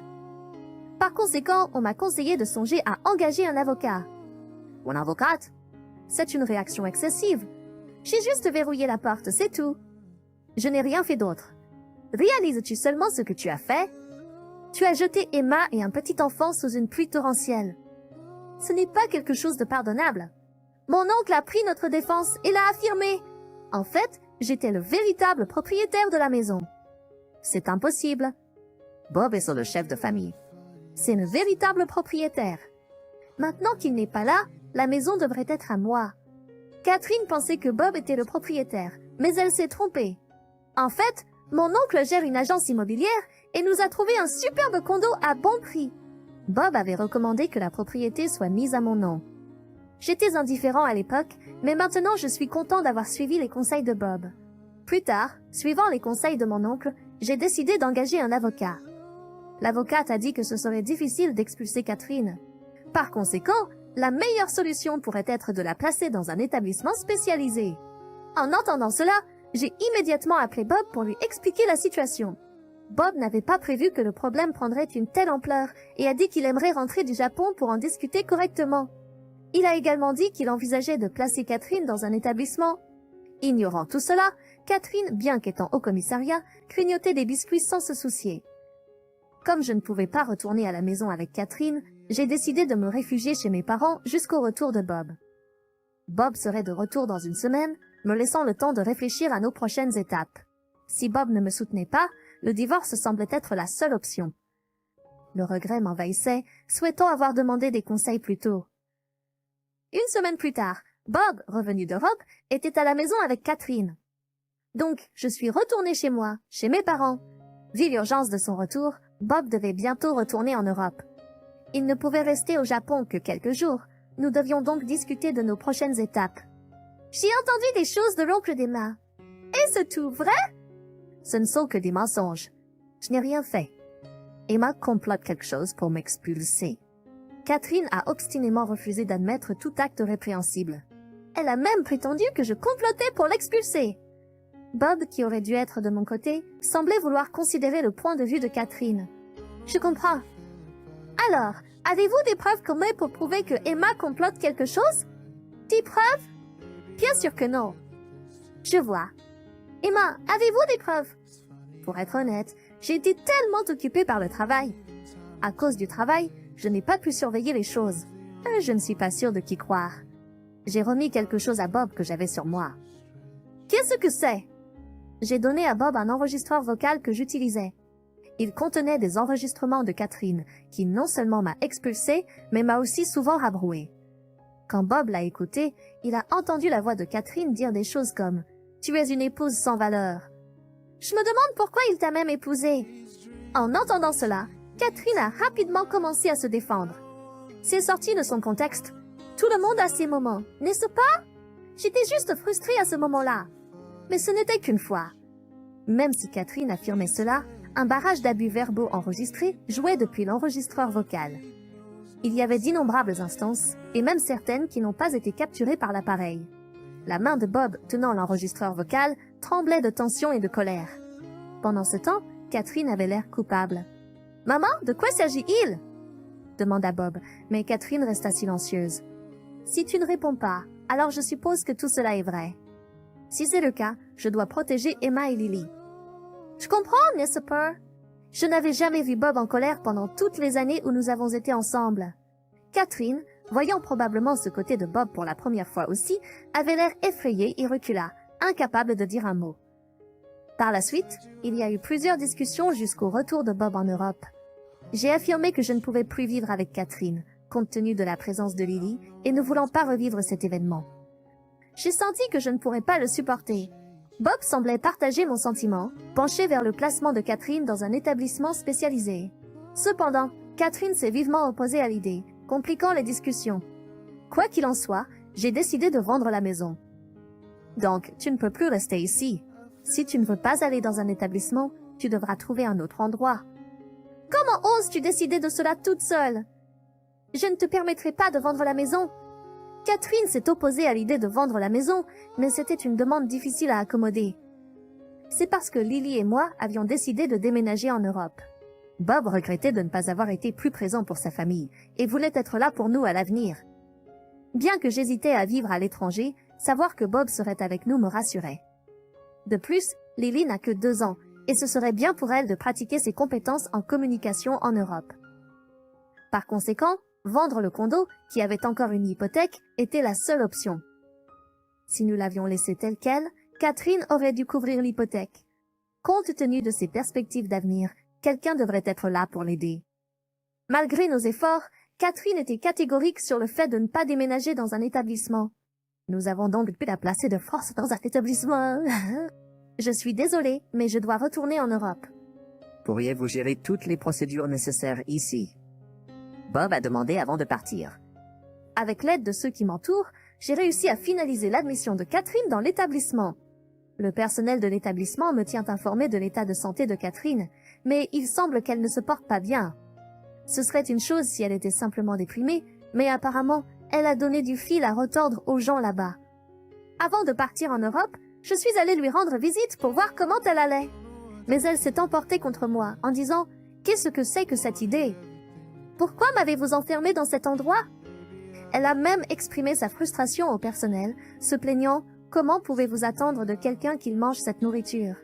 N'y a-t-il pas quelque chose de plus savoureux ? Ce n'est pas du tout suffisant. » Le lit est inconfortable et les autres résidents ne font que faire des remarques désobligeantes. Je vais devenir fou ici. Lorsque je me suis excusée auprès du personnel, ils ont été très compréhensifs. « Tout va bien », m'a assuré un des membres du personnel. Nous voyons souvent ce genre de comportement. « Laissez-nous faire. Nous vous tiendrons au courant, et s'il y a quoi que ce soit, nous vous appellerons. Donc, ne vous inquiétez pas. » Malgré tout le harcèlement que j'ai subi de sa part, puisque nous vivions ensemble, je ne pouvais m'empêcher de me sentir inquiet en partant pour l'Europe.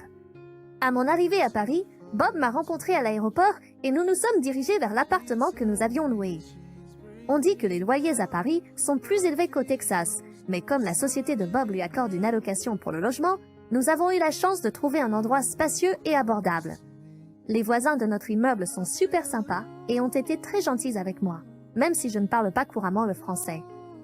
Hier, un voisin m'a partagé du vin et du fromage. En retour, je leur ai donné des macaronis au fromage. Pendant ce temps, j'apprends progressivement le français avec ma fille Lily. Je sais qu'il y a une limite à l'auto-apprentissage, c'est pourquoi je me suis aussi inscrit dans une école de langue. Il y a beaucoup d'Américains là-bas, dont beaucoup, comme moi, sont nouveaux en France. Je me suis fait des amis là-bas et je profite vraiment de ma vie à Paris. Aux États-Unis, je devais toujours m'inquiéter de Catherine, ce qui m'empêchait souvent de profiter pleinement des sorties avec des amis. Mais ici, je peux me permettre des déjeuners tranquilles comme j'aime. La seule préoccupation en ce moment est Lily. Elle est encore trop jeune pour l'école maternelle. Les enfants commencent généralement l'école maternelle l'année de leurs 5 ans, donc j'espère qu'elle apprendra assez de français d'ici là. Heureusement, Lily semble s'adapter assez rapidement.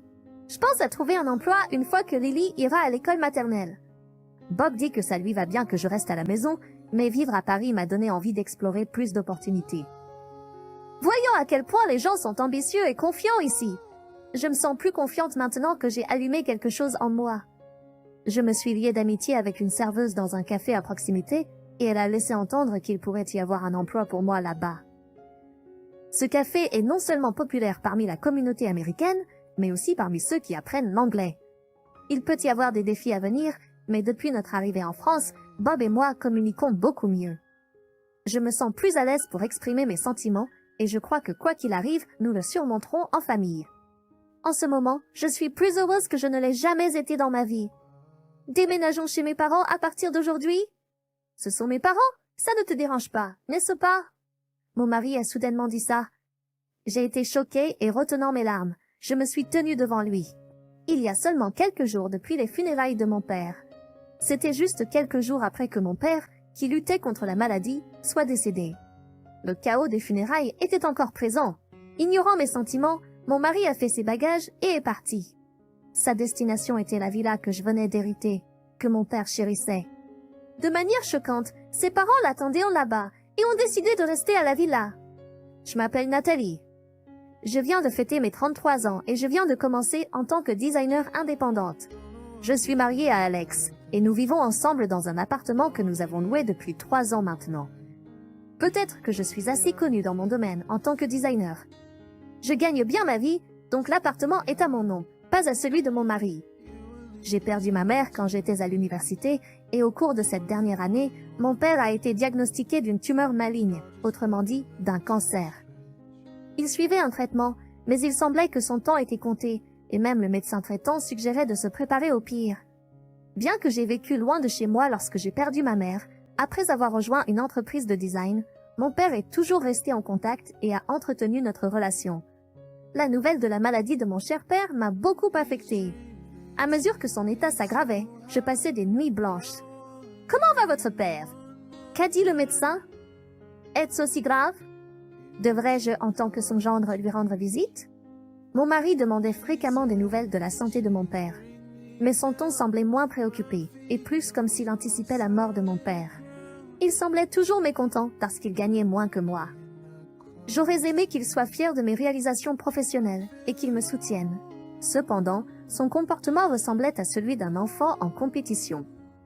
Mon père a dit qu'il veut que nous chérissions notre temps ensemble et ne nous inquiétions pas pour lui. Mais votre père va bientôt partir, n'est-ce pas? Nous devrions donc passer plus de temps avec lui maintenant pour ne pas le regretter plus tard.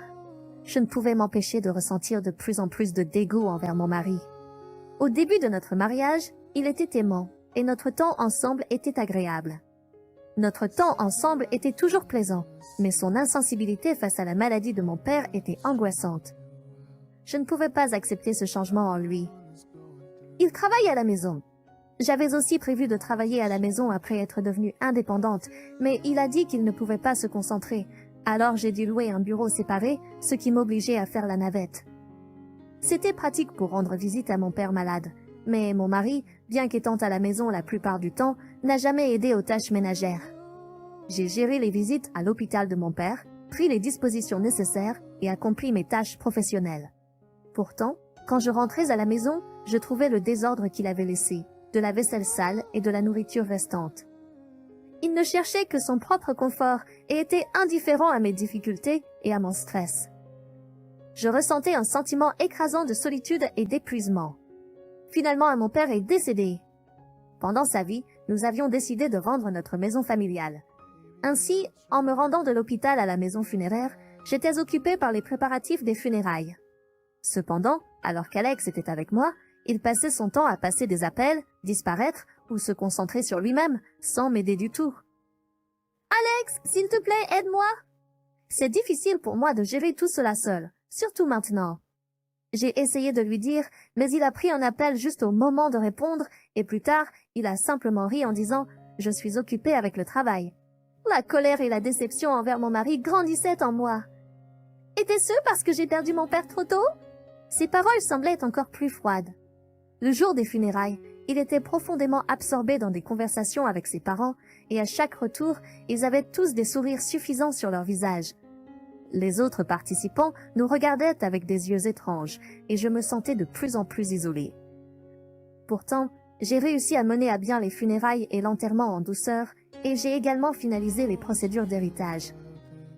Mon mari a soudainement proposé « Vivons avec mes parents à partir d'aujourd'hui ». Ce sont mes parents, alors tu ne devrais pas t'en faire, n'est-ce pas? Si ça te dérange, alors peut-être devrions-nous divorcer. Il a dit cela avec un sourire narquois. J'étais en tumulte, ma peine d'avoir perdu mon père repoussée momentanément, alors que je répondais avec urgence « Vivre ensemble où? Dans cet appartement? Il n'y a pas de place. Comment est-ce que ça pourrait marcher? Le manque de place était dû au fait que nous avions transformé une pièce en bureau et une autre en espace de stockage pour ses matériaux de travail. Bien que notre appartement soit adapté à une famille, mon mari avait toujours dit, et l'utilisait donc de manière luxueuse. Nous n'aurons pas d'enfants. Avec un sourire, mon mari a dit, c'est cette villa que tu as héritée. J'étais abasourdie. Bien que nous ayons vendu la maison familiale, j'avais gardé la villa car c'était le lieu préféré de mon père. Et bien sûr, je l'avais hérité.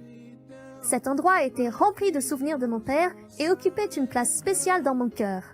J'avais l'intention de le conserver conformément à ses dernières volontés, mais mon mari semblait totalement ignorer mes sentiments. Nous ne devrions vraiment pas utiliser cette villa. Mais il ne voulait pas écouter. Incrédule, il a dit que ses parents avaient déjà annulé leur bail d'appartement et avaient terminé leur déménagement dans la villa. Ils ont probablement communiqué à ce sujet pendant les funérailles de mon père, en déléguant les responsabilités du déménagement. Il croit probablement que la villa, étant plus spacieuse que notre lieu actuel et située dans un quartier calme, serait un meilleur espace de vie. Mais cette villa est remplie de souvenirs de mon père. Y vivre avec vous tous sera difficile. Souviens-toi de ça. Même si j'ai protesté, le déménagement pour ses parents avait déjà commencé. Quand je lui ai fait remarquer, il n'a même pas pu cacher son irritation. Tu ne penses toujours qu'à toi-même. Toujours occupé à prendre soin de ton père, toujours appelé ailleurs. Sais-tu seulement combien j'ai dû tolérer tes problèmes avec ton père? J'ai été stupéfaite par les émotions brutes qu'il a révélées. Maintenant qu'il est enfin mort, c'est à ton tour de m'écouter. Il a pris une année entière, le vieux schnock. Il a continué à cracher des paroles froides et dures. J'étais submergée. Je ne voulais pas croire que c'était vraiment qui était mon mari. Mais il a clairement moqué à la fois mon père et moi. Je me suis souvenue de la forme frêle de mon père recroquevillé dans le petit lit d'hôpital, luttant contre sa maladie. Il s'était battu contre la mort pour ne pas laisser sa seule fille derrière lui. Même si j'ai été laissée derrière, est-ce que mon père aurait voulu que je sois à la merci des caprices de mon mari? En cet instant, j'ai réalisé que mon amour pour mon mari avait complètement disparu. Au moment où je devrais être en deuil de la mort de mon père, mon mari n'a montré aucun signe d'émotion, mais semblait plutôt en jouir. Une tension a serré ma poitrine, rendant la respiration difficile. Néanmoins, j'ai réprimé mes sentiments et averti à plusieurs reprises mon mari. C'est bien de vivre dans la villa, mais tu le regretteras. En riant, Alex a répondu « Je ne le regretterai pas !» S'il était aussi catégorique, alors j'accepterais sa décision. J'ai emballé seulement le nécessaire pour une journée et j'ai quitté la maison. Voyant la quantité minimale de choses que j'avais emballées, Alex avait l'air suspect. J'ai simplement répondu « Je reviendrai plus tard pour ranger ». Honnêtement, je ne voulais pas lui adresser un mot de plus. Je n'avais aucun désir de voir les visages de ses parents, probablement ravis de la mort de mon père et du déménagement qui a suivi. Pourtant, je suivais silencieusement derrière Alex. Je ne supportais pas l'idée qu'ils traitent à leur guise le lieu chéri que mon père m'avait laissé. Bien que cela soit appelé une villa, c'est simplement une maison dans une zone résidentielle côtière. Le quartier est rempli de gens ordinaires menant leur vie. Cependant, sa proximité avec le centre-ville et son emplacement rendent le terrain très précieux. En sortant de la gare, le paysage, inchangé depuis mon enfance, continuait. Je me souvenais que, quand j'étais enfant et que je m'endormais pendant les trajets en train, mon père me portait souvent sur son dos. Quand nous sommes arrivés à la villa, les parents de mon mari étaient gourmes déjà à l'intérieur. Je me sentais méfiante, et il semblait que mon mari avait pris une clé à mon insu et en avait fait des copies. Cette prise de conscience a approfondi mon malaise. Le fait qu'ils aient secrètement prévu de déménager dans la villa sans me le dire a rendu difficile pour moi de leur faire confiance. Quand ses parents ont regardé autour de la villa, leurs yeux pétillaient de joie. C'était une maison individuelle, mais elle était remplie de meubles que mon père aimait. Certains meubles légèrement différents, de style occidental, reflétaient probablement les goûts de ma mère. « Wow, cette villa est fantastique! Plus de vie dans cet appartement exigu! Vivre ici, quel bonheur! » s'exclama sa mère. « La vue depuis le 2e étage est magnifique! Tu es rusé, papa, en cachant une si belle maison. » Il aurait dû le partager. Nous sommes une famille, après tout, rit son père. Leur voix de joie m'irritait. Ils semblaient prendre la mort de mon père trop à la légère. Ils considéraient de la villa, un héritage, simplement comme un luxe et une belle chance. En effet, cet endroit est le meilleur. Nous devrions vraiment être reconnaissants envers votre beau-père. Merci d'avoir laissé cette villa pour nous, dit mon mari, se joignant à leurs remarques sans tact et riant.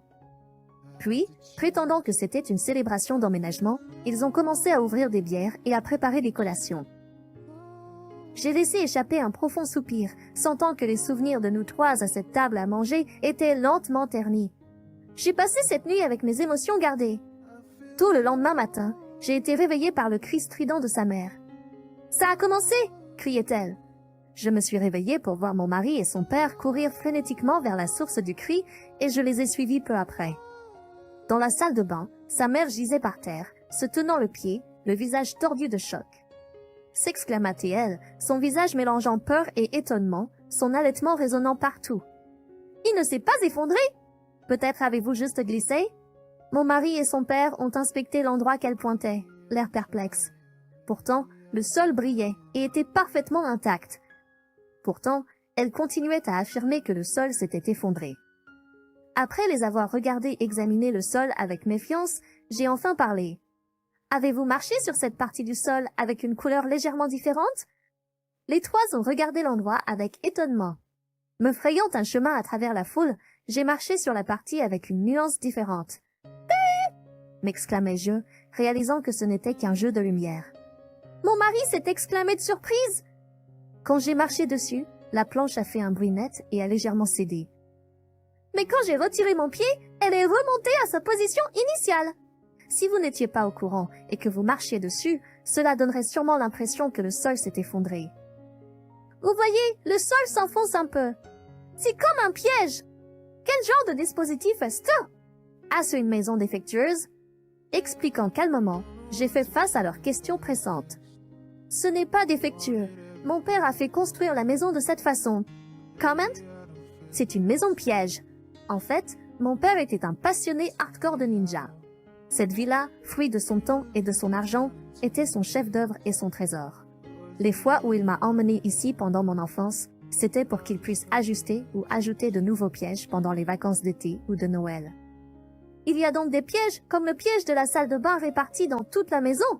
Des étagères que vous ne devriez pas toucher, des planches de plancher sur lesquelles vous ne devriez pas marcher, des portes qui ne s'ouvrent pas sans une séquence spécifique, des portes cachées, des pièces cachées.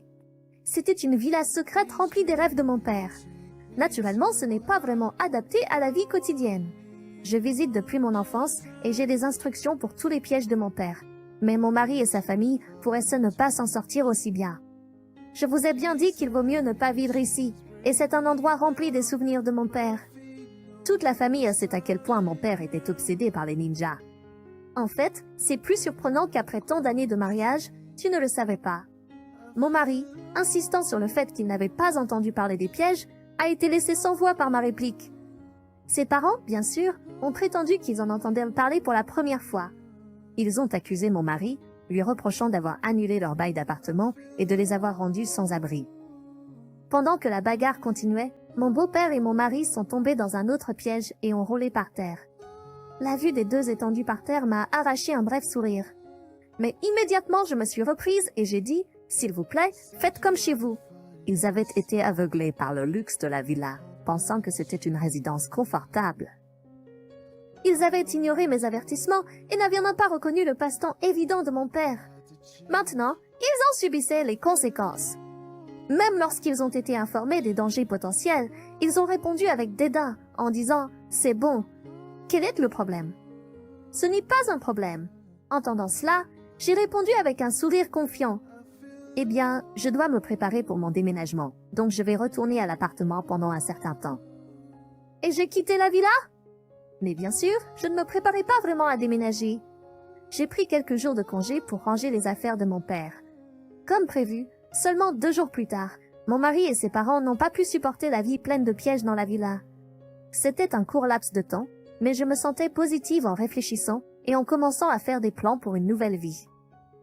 Maintenant, concernant la villa de mon père, après mon départ, elle a apparemment acquis une certaine réputation en tant que lieu touristique. Elle est devenue connue sous le nom de manoir du mécanisme mystérieux, souvent présenté dans les bulletins locaux. Chaque fois que la villa était occupée, comme pendant le temps de mon père, des visiteurs venaient de partout pour la voir. Je me souviens dans mes souvenirs de visages inconnus visitant la villa, des enfants locaux jouant, et mon père montrant fièrement son manoir à de nombreuses personnes. Je crois que mon père avait mentionné les numéros de téléphone de la villa et de notre maison ancestrale dans ses bulletins d'Aspilta. Et maintenant, le numéro de téléphone de la maison ancestrale ne fonctionne plus. Si des demandes de renseignements sont faites, elles seraient dirigées vers la villa. Alors que j'avais affiné mes compétences en chinois suffisamment pour gérer les appels des invités étrangers, il semblait que mon mari et ses parents ne l'avaient pas fait. En plus d'être constamment sur le qui-vive à cause des nombreux pièges de la villa pour gérer les visiteurs et les appels téléphoniques dans des langues étrangères, ils sont revenus à l'appartement en étant complètement épuisés. Et si nous vivions tous dans cet appartement? C'est ma belle-mère qui a abordé le sujet. Désirant désespérément la villa de mon père, ils l'ont abandonnée en seulement 2 jours. Au lieu de thé, j'ai remis à mon mari la carte de visite d'un avocat spécialisé dans les divorces. Nous ne pouvons plus vivre ensemble, alors s'il vous plaît, partez. Prenant une profonde inspiration, j'ai essayé d'expliquer patiemment. Tout d'abord, je ne supportais pas sa décision précipitée de déménager avec ses parents sans aucune considération. Il ne m'en a jamais parlé, ni n'a cherché à me comprendre. D'abord, je gérais toutes les tâches ménagères, et il n'a jamais coopéré. Alors que les affaires de la maison sont devenues uniquement ma responsabilité, causant un stress immense, il n'a jamais montré de signe de considération pour mes sentiments. Il a complètement ignoré mes sentiments, agissant égoïstement, allant même jusqu'à emménager avec ses parents. Il a complètement ignoré mes sentiments, agissant égoïstement, allant même jusqu'à emménager avec ses parents. Il a complètement ignoré mes sentiments, agissant égoïstement, allant même jusqu'à emménager avec ses parents. Il a complètement ignoré mes sentiments, agissant égoïstement, allant même jusqu'à emménager avec ses parents. Il a complètement ignoré mes sentiments, agissant égoïstement, allant même jusqu'à emménager avec ses parents. Il a complètement ignoré mes sentiments, agissant égoïstement, allant même jusqu'à emménager avec ses parents. Quand mon mari a prononcé de telles absurdités, je n'ai pas pu m'empêcher de rire. Comment pourrais-je aimer quelqu'un qui espérait la mort prématurée de mon père et s'est réjoui quand il est décédé? Je les ai tous les 3 mis dehors. C'est ma maison. C'est à toi de partir. Mon mari a crié, mais j'ai calmement répliqué. Voulez-vous être signalé pour intrusion ou partirez-vous tranquillement? Avez-vous oublié que cet appartement est à mon nom? À mes mots, ils se sont tus. Ils n'avaient ni maison ni économie, et ils étaient économiquement dépendants. Mais avant qu'ils ne puissent me convaincre, j'étais déterminée à les expulser. Ni mon mari ni mes beaux-parents n'avaient beaucoup d'économie. Ayant été expulsés de l'appartement et incapables de retourner à la villa, ils vivent apparemment ensemble dans un petit appartement délabré. Cet endroit est plein de pièges, encore plus petit que l'appartement que nous avions avant la villa. Mes beaux-parents se plaignaient constamment. Mon mari s'est d'abord excusé, mais a fini par les ressentir. Ils, étant âgés, travaillent rarement et abandonnent après seulement quelques jours lorsqu'ils le font. Leurs économies et leurs pensions diminuent en raison de leurs déplacements continus. Ils se plaignent constamment l'un de l'autre et se disputent quotidiennement. Compte tenu de leur situation actuelle, où les voisins se plaignent du bruit et ils ripostent avec des agacements, il semble qu'ils devront bientôt trouver un nouvel endroit. Mon ex-mari travaillait confortablement à domicile dans l'appartement, mais maintenant, dans leur nouvel endroit, il n'y a pas de luxe d'un espace de travail dédié. Sa réputation a chuté et les ventes ont considérablement diminué. Maintenant, il peine à joindre les 2 bouts avec des quarts de nuit dans une supérette. Jongler avec plusieurs emplois à temps partiel semble plus réalisable maintenant. Il semble que mes beaux-parents croient que leur plus grande erreur a été de se laisser entraîner par les belles paroles de mon mari. Chaque fois qu'ils se disputent, ils lui reprochent les problèmes avec la maison piège. Alex rougissait et criait de frustration. « Tu aurais dû mieux te renseigner sur cette maison. Au moins cela ne serait pas arrivé. Ce n'est pas de ma faute. Cette femme l'a gardé secret. Ne me réponds pas. Si tu avais une relation correcte avec son père, cela aurait pu être évité. Comment avons-nous fini dans ce pétrin à cause de notre fils? Mais n'oublions pas qu'ils étaient ceux qui étaient ravis d'hériter de ce manoir. Je n'oublierai jamais cela. Après notre divorce, j'ai eu un tournant dans ma carrière de designer. Prenant inspiration du décès de mon père et des événements récents, j'ai incorporé des designs de ninja et les ai partagés sur les réseaux sociaux. Avant que je m'en rende compte, je suis devenue assez populaire. Et un jour, une grande entreprise de cosmétiques m'a contactée. Ils voulaient un design de packaging avec une touche asiatique, mettant en vedette des éléments de ninja. J'ai immédiatement pensé à mon père. Bien sûr, J'ai rejoint le projet avec empressement, et après y avoir mis tout mon cœur et mon âme, il s'est avéré être un grand succès. Ma carrière est devenue encore plus stable, et j'avais de bonnes nouvelles à partager sur les tombes de mes parents. Le manoir rempli de pièges est toujours là. C'est un lieu rempli de souvenirs spéciaux de mon père et de notre famille, alors j'ai décidé de ne pas le vendre. J'ai prévu un programme de visite approprié, et avec quelques ajustements, j'ai réalisé que je pouvais offrir un accès gratuit aux touristes et aux enfants locaux. Heureusement, les interviews médiatiques ont commencé à affluer. Le manoir rempli de pièges de mon père est devenu un point de vente majeur, et lorsque j'ai dit que je voulais utiliser les fonds pour l'entretien, certains médias étaient prêts à payer un prix élevé. Bientôt, des articles sur le manoir ont été traduits en français en ligne, le qualifiant d'héritage ninja merveilleux. Les dons ont commencé à affluer de l'étranger. Le donateur était un passionné de ninja âgé, tout comme mon père. Je suis reconnaissant pour les dons, mais il semble que je serai occupé à gérer le manoir pendant un certain temps. Pendant ce temps, au manoir, les yeux des enfants pétillent chaque jour. Waouh! Est-ce le légendaire manoir piégé? Y a-t-il de vrais pièges? Mascals? Non, for moi. Des volontaires locaux veillent à la sécurité des enfants pendant qu'ils jouent. À côté d'eux, les touristes sont émerveillés par les portes secrètes qui s'ouvrent lorsque l'on appuie sur les planches du plancher. Waouh, c'est incroyable! Nous avons tellement de chance de voir un endroit si spécial. Quels autres tours y a-t-il ici? Même si mon père est décédé et que j'ai fini par divorcer à cause des problèmes entourant son héritage, je crois avoir gagné plus que je n'ai perdu. Le manoir s'est transformé en un nouvel endroit où les étrangers peuvent s'amuser et partager des souvenirs de mon père. Je suis René, hâte de découvrir l'avenir.